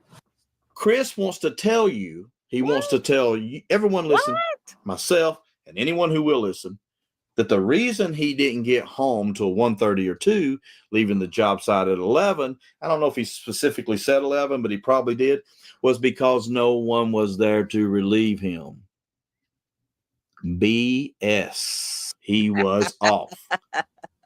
On the same day. He was off. Did you hear that? No one there to relieve him, but yet there were 2. Lies, lies, and more lies. His stepson goes missing. So Sebastian and I went to Texas Roadhouse. After dinner, right around 9 o'clock, he laid down. I heard a noise in his room. I said, I don't care what you're doing, but you got to knock it off and you got to go to bed. And he answered, yes, ma'am. And I said, okay. So that night you go to bed at midnight after you've been talking to Mr. Proudfoot on the phone. Earlier you had stated you heard a noise in his room before you went to bed. What time was that? Around 10 o'clock. 10 p.m. What did it sound like? Just a thud. A thud. You said, look, I don't care what you're doing in there. Go to bed. Is that right? I was on the couch, which is near his room, and I said, Bubba, did you fall out of the bed? And he said, no, ma'am. And I said, well, whatever you're doing in there, knock it off and go to sleep. 10 o'clock. Told him to go to bed. And he come out of his room where he was playing, and he said, all right, good night, Mama. Good night, puppies. Love you. He went to bed. He was doing something in his room because about an hour later I heard some noise and I was like, I don't care what you're doing in there, but go to sleep. And that was the last time that I spoke with Sebastian. Not the last time she saw him. It is now the last time she spoke to him. What mother does that? What mother changes a story so much that you can't remember what she did or didn't do? And now it is the last time I spoke to Sebastian. It's those words they're using so they can come back and say, that's not what I said. You have to listen. You have to see between the lines with these two. And she just showed her hand. After you find out that it's going to take some time for him to get into online schooling, what was the communication with Chris and Katie from there? I let him know. And then all of a sudden they're talking about sending him to a facility and everything. Gotcha. So it sounds like they didn't want to wait. The next morning, when I went in his room, he wasn't in his bed. After a minute or two, when I couldn't find him, I called Chris and I said, I can't find Sebastian. He's not in the house. They were at their wits' end with Sebastian's behavior. Yep. They approached Seth. They asked Seth, hey, can Sebastian come live with you? Seth, to my understanding, you say, I would love to have him, but with my work schedule right now, I can't be home at the times I need to be home. Can you hang on to him for a year so I can get my schedule together? Well, he was already in school. I got off of work. Woo, Lolo. Looky here, Lolo says, wait a minute. Her hubby needs help going back to work. But hearing a thud from her son's room didn't even warrant her getting up to check on him. Not at all. Not at all. Silly girl. Very good question. And I had a text message from Sebastian's stepfather. I said, hey, I don't know how to tell you this, but Sebastian's missing. They went through the business of Chris. Katie calls Chris. Chris calls the sheriff. And then when all those calls were made, then they reach out to you for the first time. The text was at 6:22. From my understanding, they called the sheriff's office at like 6:33. So they reached out to Seth at 6:22 in a text message. It was 6:34, whatever, when they called the sheriff. What happened in that 30-minute time frame? If they were so concerned, and Mr. Chris tells us, he says, whoa, okay, wait a minute. You've looked everywhere that we know to look. You better call the cop. We got to call. We got to report this. It took them 30 minutes to figure that out. Seth, what was the first thing that Chris said to you on the phone? What was the very first thing he said? Don't be mad. Don't be mad. I headed straight over to their house. How did that go? It wasn't a conversation on where Sebastian could be. It wasn't a conversation on what he could be going through.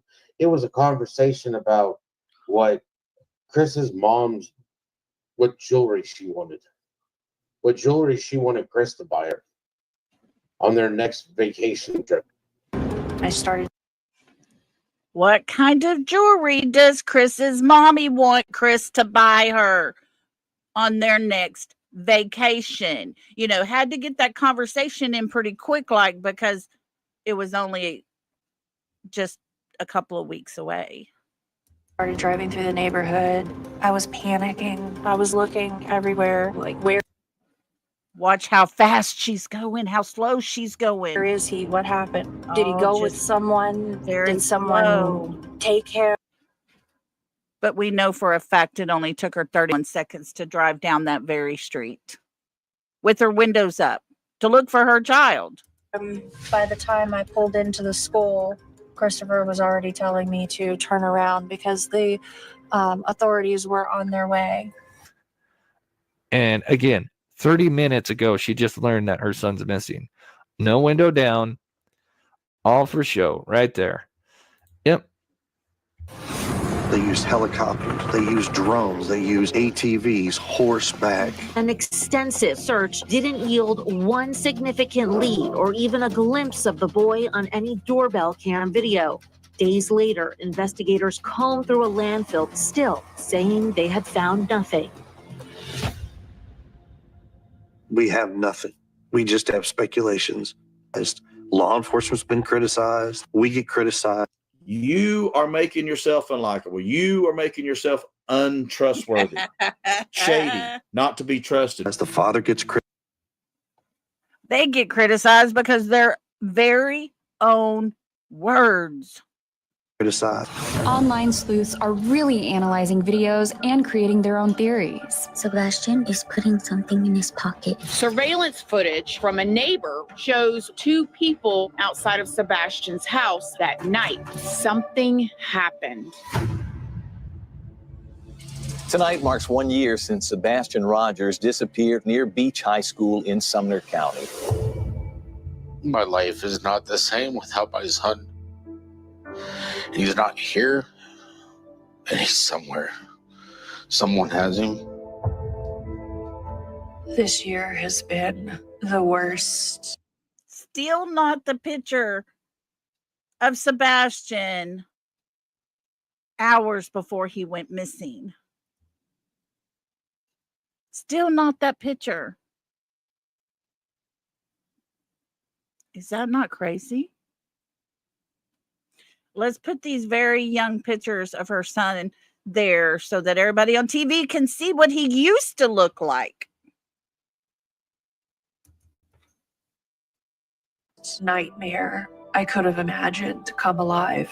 And he has all sorts of confidence going on TV live saying, oh, you're not going to find him. How do you know we're not going to find him? If you know something, let us know. For you to say something like that, I know you can't sleep at night because you know what happened. Like, come on. You go on national television, lie after lie after lie. Over here saying, oh, like, TBI won't let us go out to search for your son, or get on Nancy Grace saying, oh, we communicated with the police, we helped and everything. What did you do? Because it sounds like for the past 7 months is you went in an RV to vacation. Shut the garage door. Came back and shot for a Harley. He needs to be going out.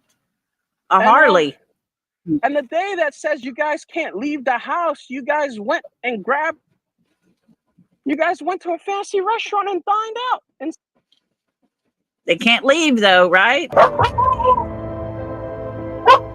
Hey, Layla, hush.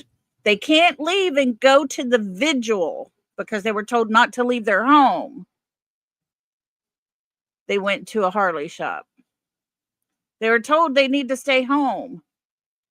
They need to stay there in case he comes home. But they go out to eat. I love this picture of Seth and Sebastian. Those smiles on both of them. They're so happy and content. Just wants whoever has him. Just give him back. Give It's him my son. back.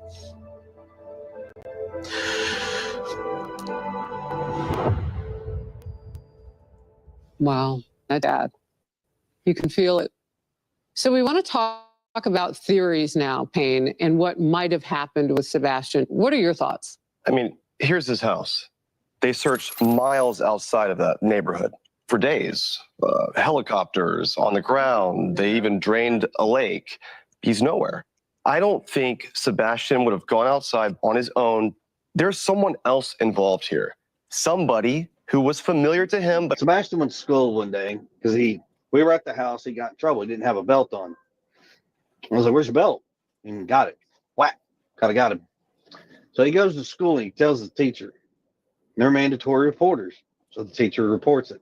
That afternoon, CPS shows up to the house. Sebastian thought by telling on me, making it sound like I was so horrible that I was going to get in trouble over something stupid. And I was like, no, Sebastian, you got punished, man. You got punished. And he was like, but, and I was like, but you what? got punished. And the lady took him outside. She goes, Sebastian, just because you get in trouble and you get punished, you need to understand when you go and you say things about people and you lie and you fabricate things and you make it sound worse than what it is, sir, you can get in trouble for that. But what did he do to get punished is the big question I have, because according to Mr. Chris, he asked him, where's your belt? Sebastian replied and said, in my room. Mr. Chris said, go get it. He did, according to Mr. Chris. Mr. Chris takes the belt and whacks him across the buttocks. So what did Sebastian do that was so horrible for him to be in trouble after getting a whack with the belt? Because that part never gets explained to us. There should not be any more to this him being in trouble part. There shouldn't be. If Mr. Chris is telling us the truth. Or was Mr. Chris just trying to show that he has complete control in his home? It appeared to me, in my opinion, to be a retaliation for that report getting filed, that they weren't going to wait, 4 or 5 more months. They were going to go ahead and send him off, November, December. A stranger to everyone else. We also have to consider he could have left on his own volition. Him telling me that my son was missing, my son has never been an eloper. He's never been one to go missing. Never have I ever had the phone call ever that my son was missing. We know children on the autism spectrum tend to wander. According to the American Academy of Pediatrics, nearly half of all children on the autism spectrum will go missing at some point from their environment. Wow.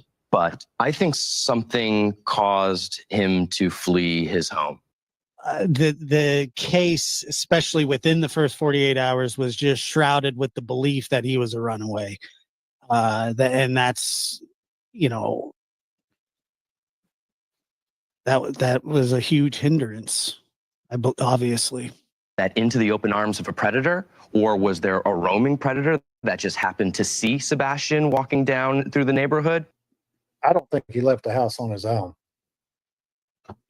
Well, I don't see how he walks out the front door, the back door, any other door, and dogs don't hit on a scent that is that fresh. And to me, one thing that stands out is his shoes. He always wore his shoes according to his mom. As soon as I walked in, like I remember walking up to the stairs, nobody saying anything. I opened the door, I walked in. The first thing I looked down at the left, and there was Sebastian's shoes. There was his old pair of tennis shoes, his new pair of tennis shoes that he just got, and the boots that I had just bought him. And it's like, well, all of his shoes are here. That's when I was like, why is his shoes over here? If he ran away, wouldn't he have shoes on? Yep. And I mean, it was just. And what was her response to that? She didn't respond to that at all. Neither did law enforcement. Yeah. She shared a story that as a younger boy, he walked through a pile of dirt, turned out to be a bed of fire ants, and he had a thing about always wearing his socks and shoes. Would he ever leave barefoot? I know that's something that's perplexed some people. And even people who have children on the autism spectrum have been perplexed by that. Does that make any sense? It doesn't. It does not make any sense. If he knew he was going to go out walking or anywhere in the yard or whatnot, he would put on socks and shoes.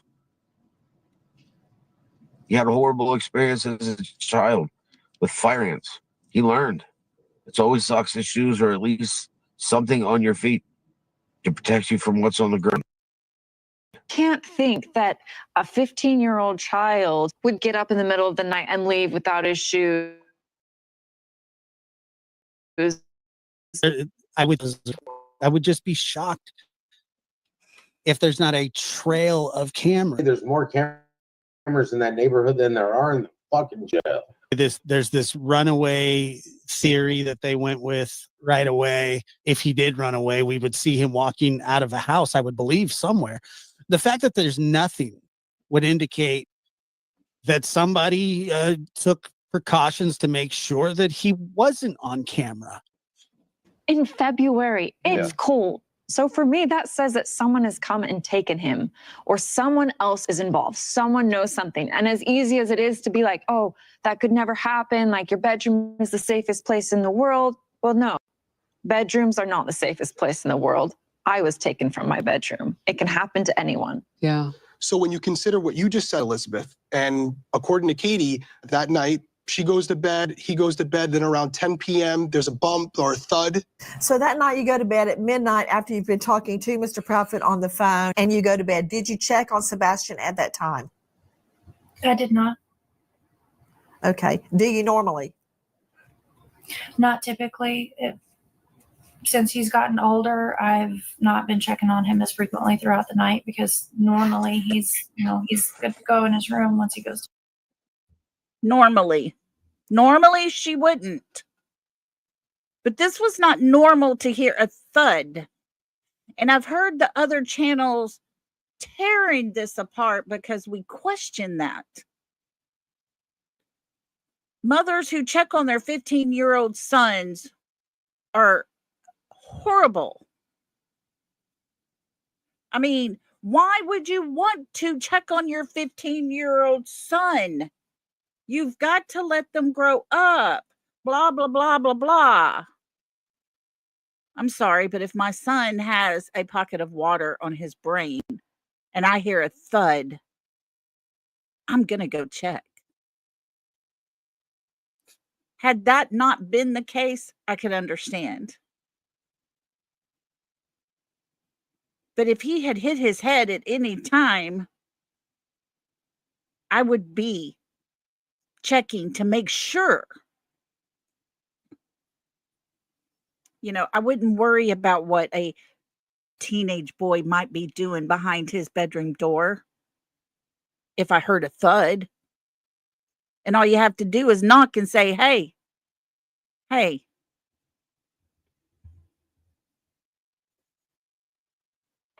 But this child has fluid that is pushing against his brain.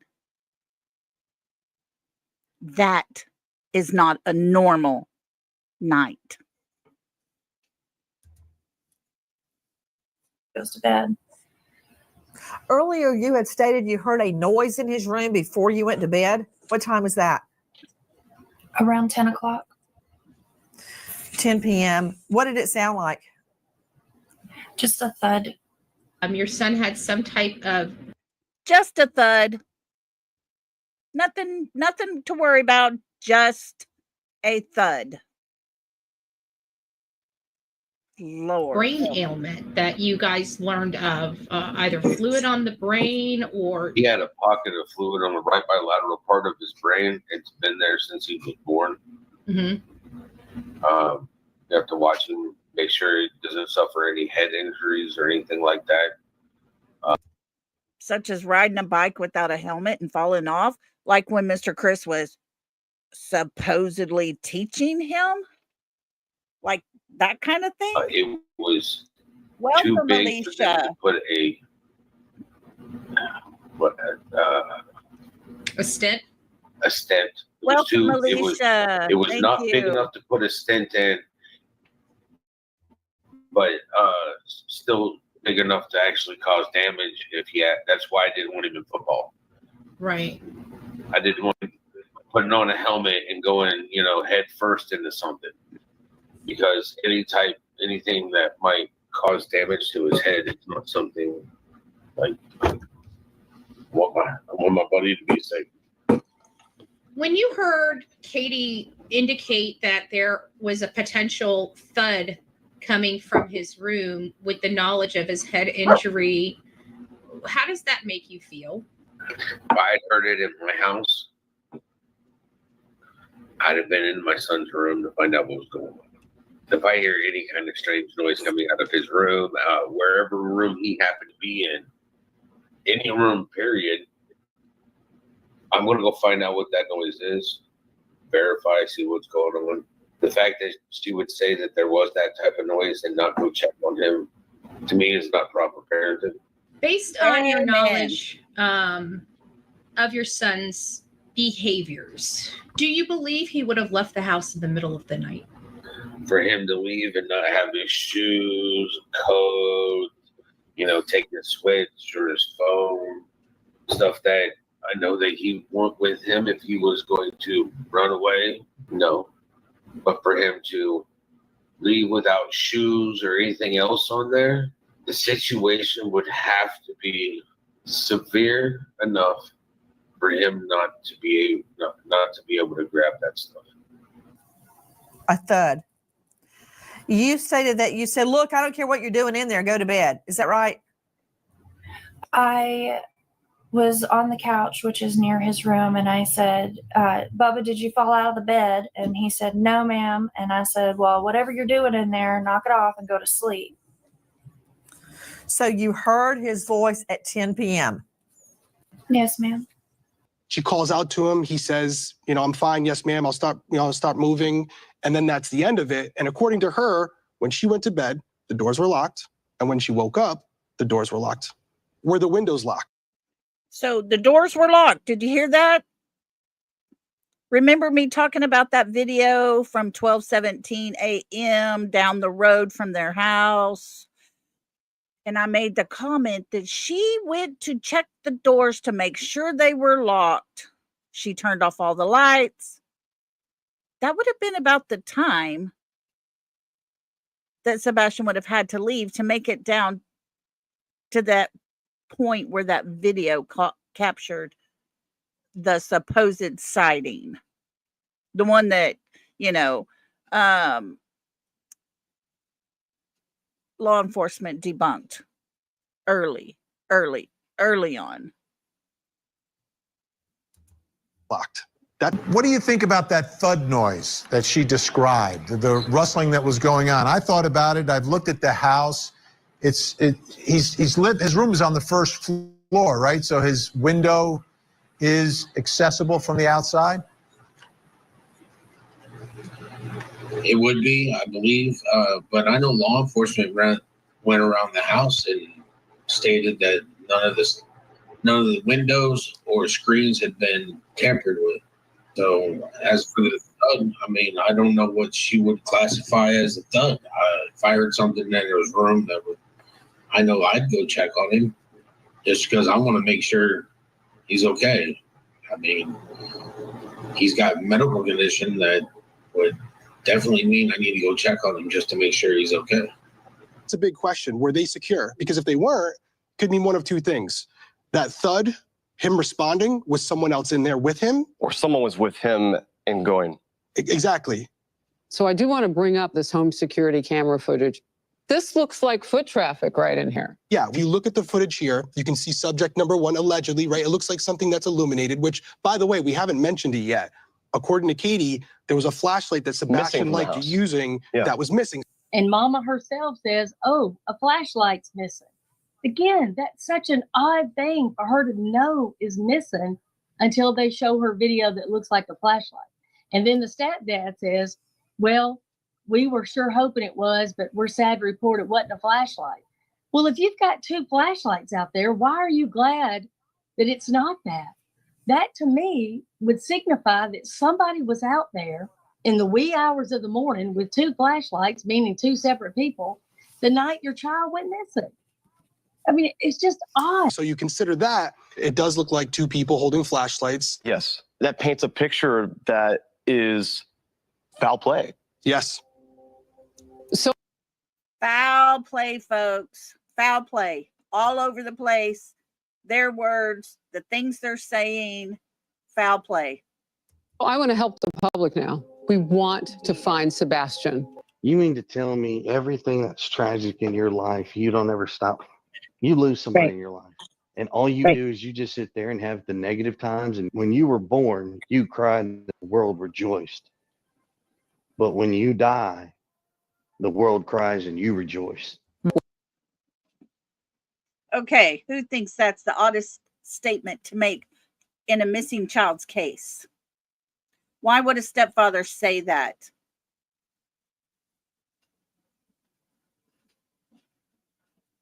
Why would a stepfather say that when you pass away, you rejoice, or that the world rejoice, or whatever he's saying. Is that his way of telling us Sebastian is no longer with us? He's no longer here? It's crazy to me. Their words that they use. What do you say to people, Elizabeth? First of all, to the 16-year-olds of the country, the high school age, really, if you know someone who looks like Sebastian, if you know something about Sebastian, tell your parents, call into the show, call the police, report it. This might be the break that we need. To the parents, if you have seen a 16-year-old boy that looks like Sebastian, do not be afraid to pick up the phone and call. There is a $50,000 reward. At Night Private Intelligence Agency, a reward has been increased, offering leads and information to both Summer Wells and Sebastian, and terms and conditions now apply. And they're very clear what those terms and conditions are related to the reward. So nobody can mistaken what this is. This case needs to be solved. Both of these cases are solvable cases. Both of these cases, in my opinion, have very similar situations, parties involved, everything. But I think it was Don and Candace. Whatever happened to Summer, they both know, and I think Chris and Katie both know what happened to Sebastian. Just in my opinion. And for the rest of my life, while I'm an American citizen, I'm entitled to that. You know, Amen. Amen. I agree with what she just said 100%. We have our opinions. We're allowed to speak our opinion. And I agree that Don and Candace Wells and Katie and Chris Proudfoot, all four know what happened to their child missing from their home. I'm entitled to vocalize that as well. Contact 911 or authorities first. Night Media is completely responsible for this now $500,000 reward. They're not pulling back the reward. Actually, they increased it and they added Summer Wells to the pool of money as well. I don't know how that works, with the two of them, Thank you, Narita. Thank you for that. $500,000 apiece. I mean, that's a lot.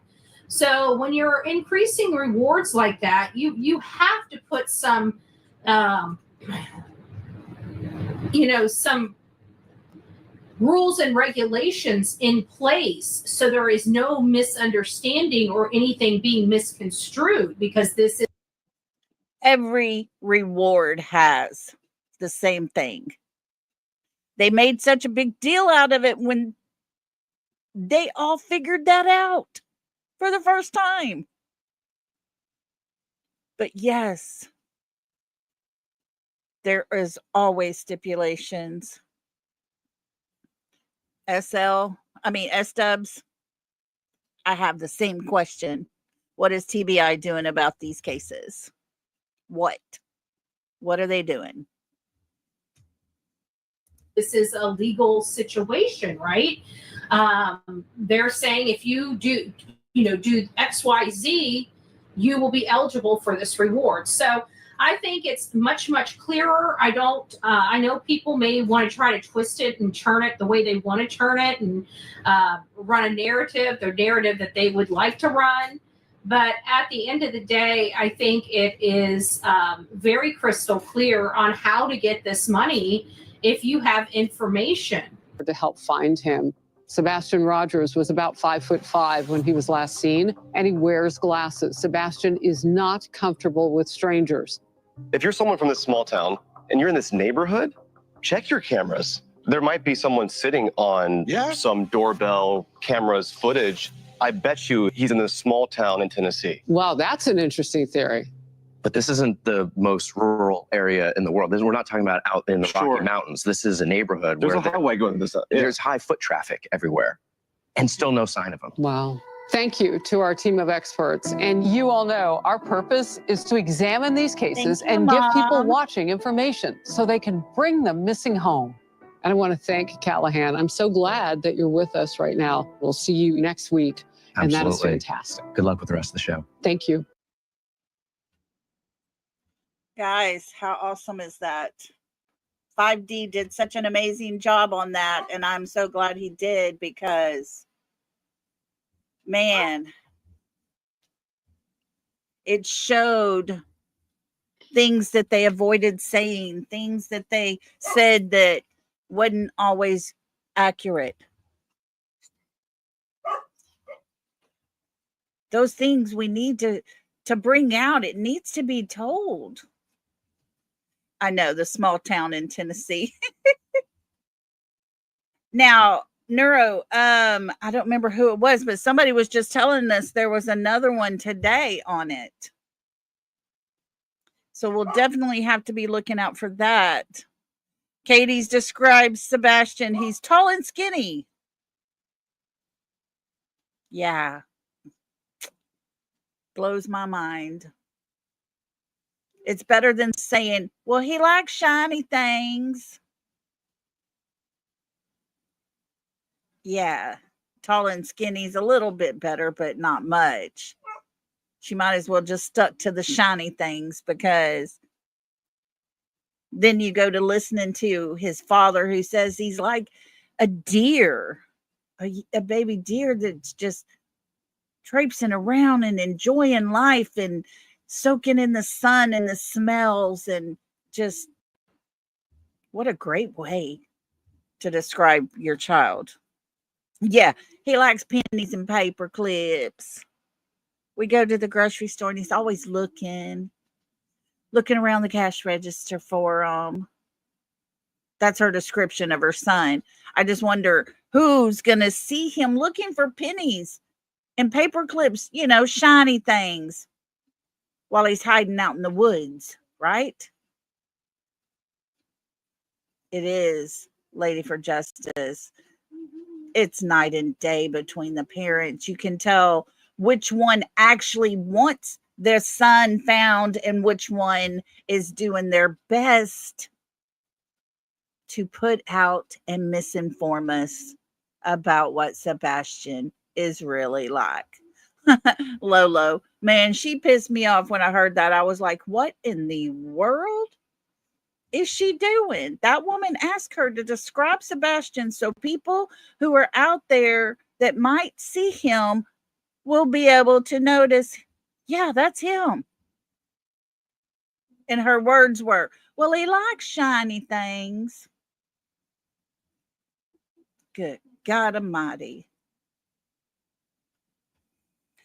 Hello to everyone. Hi, Miss Magoo. I just really don't understand the attacks on the father who truly loves his son, who is still over a year grieving for his son. And it's obvious when you see his mother that she has not been grieving for her son. She is not still crying for her son, not anywhere near what the father does, because it's very, very obvious when you look at them. The father has bags under his eyes. His eyelids are swollen. That happens when you cry all the time. The mother's eyes, not puffy at all. Just normal. Exactly, Mohawk Mom. I think Christopher thought he had complete control over Seth. And Seth finally let loose. It's crazy. They are crazy. I just don't understand it. Yes, Mohawk Mom, crying and lack of sleep, or too much sleeping because you don't want to wake up and think. I'm telling you, I was there and I know where my son was. I had a headstone to go and sit and talk to, a place where my son was. Not knowing is millions times worse. But it doesn't seem to be affecting Katie much. And you heard Chris's words. You have to have a point where you go on with life. You can't just sit around and cry all the time and be depressed and sad. Mr. Chris, this is not an opinion. This is my experience. And I call bullshit.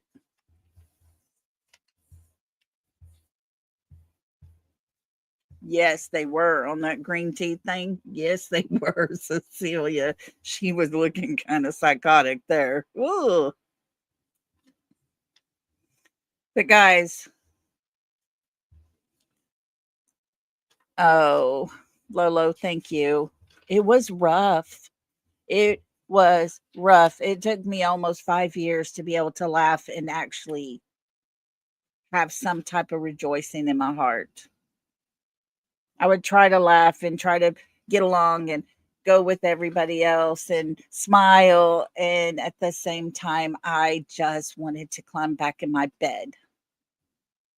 I wanted nothing to do with anything. I didn't even care if I woke up. Seth wakes up and he gets going because he has to find his son. Katie wakes up because, hey, vacation's coming up, right? We got to go. I got to go take my husband to work and get him settled. These are their words, folks. These are not assumptions we're making. Katie and Christopher have said things and done things.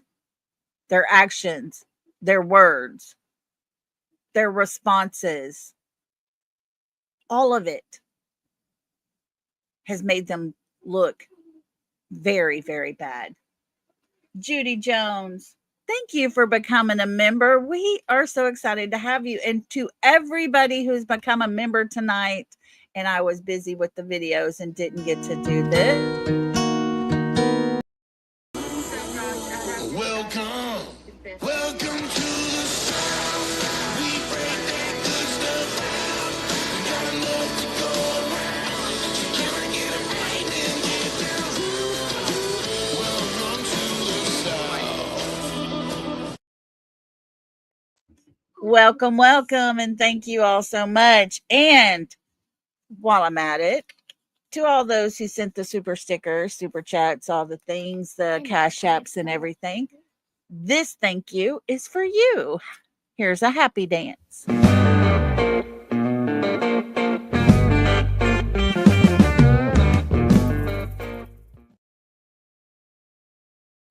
Thank you all. It is so awesome to have support on your channel. It is so awesome to have people that are just happy to be here. And I am excited to have each and every one of y'all here with me all the time. I look forward to it. All we can do is keep moving, keep talking, keep doing what we're doing, because there's people that don't like it. And those are the people that are making themselves look guilty. No, put her in there let Mama go in there with them. I just nursed and then she got up. I know. She does a little at a time. Okay, sorry, my granddaughter's here.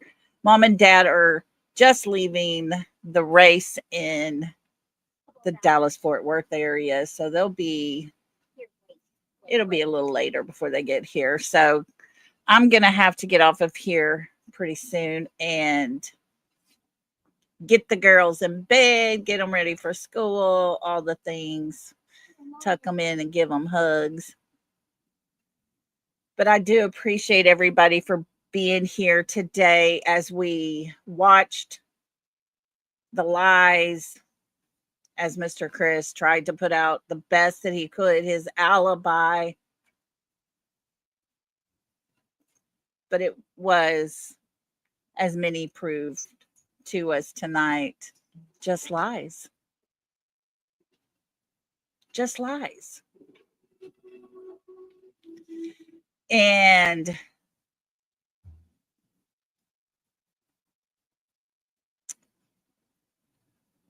all the stuff is happening, guys, on the other side of the streets. Just remember, we're so much better than that. And it's not going to stop us. Oh, I will. I'll give this sweet little puppies kisses. They're getting their eyes open and moving about. We lost one today. We don't know how she got out of her little whelping, pad thing, but we found her. She even climbed the But pillow by the yeah, just remember the chicken crossed the street and ran back very fast. It's a choice.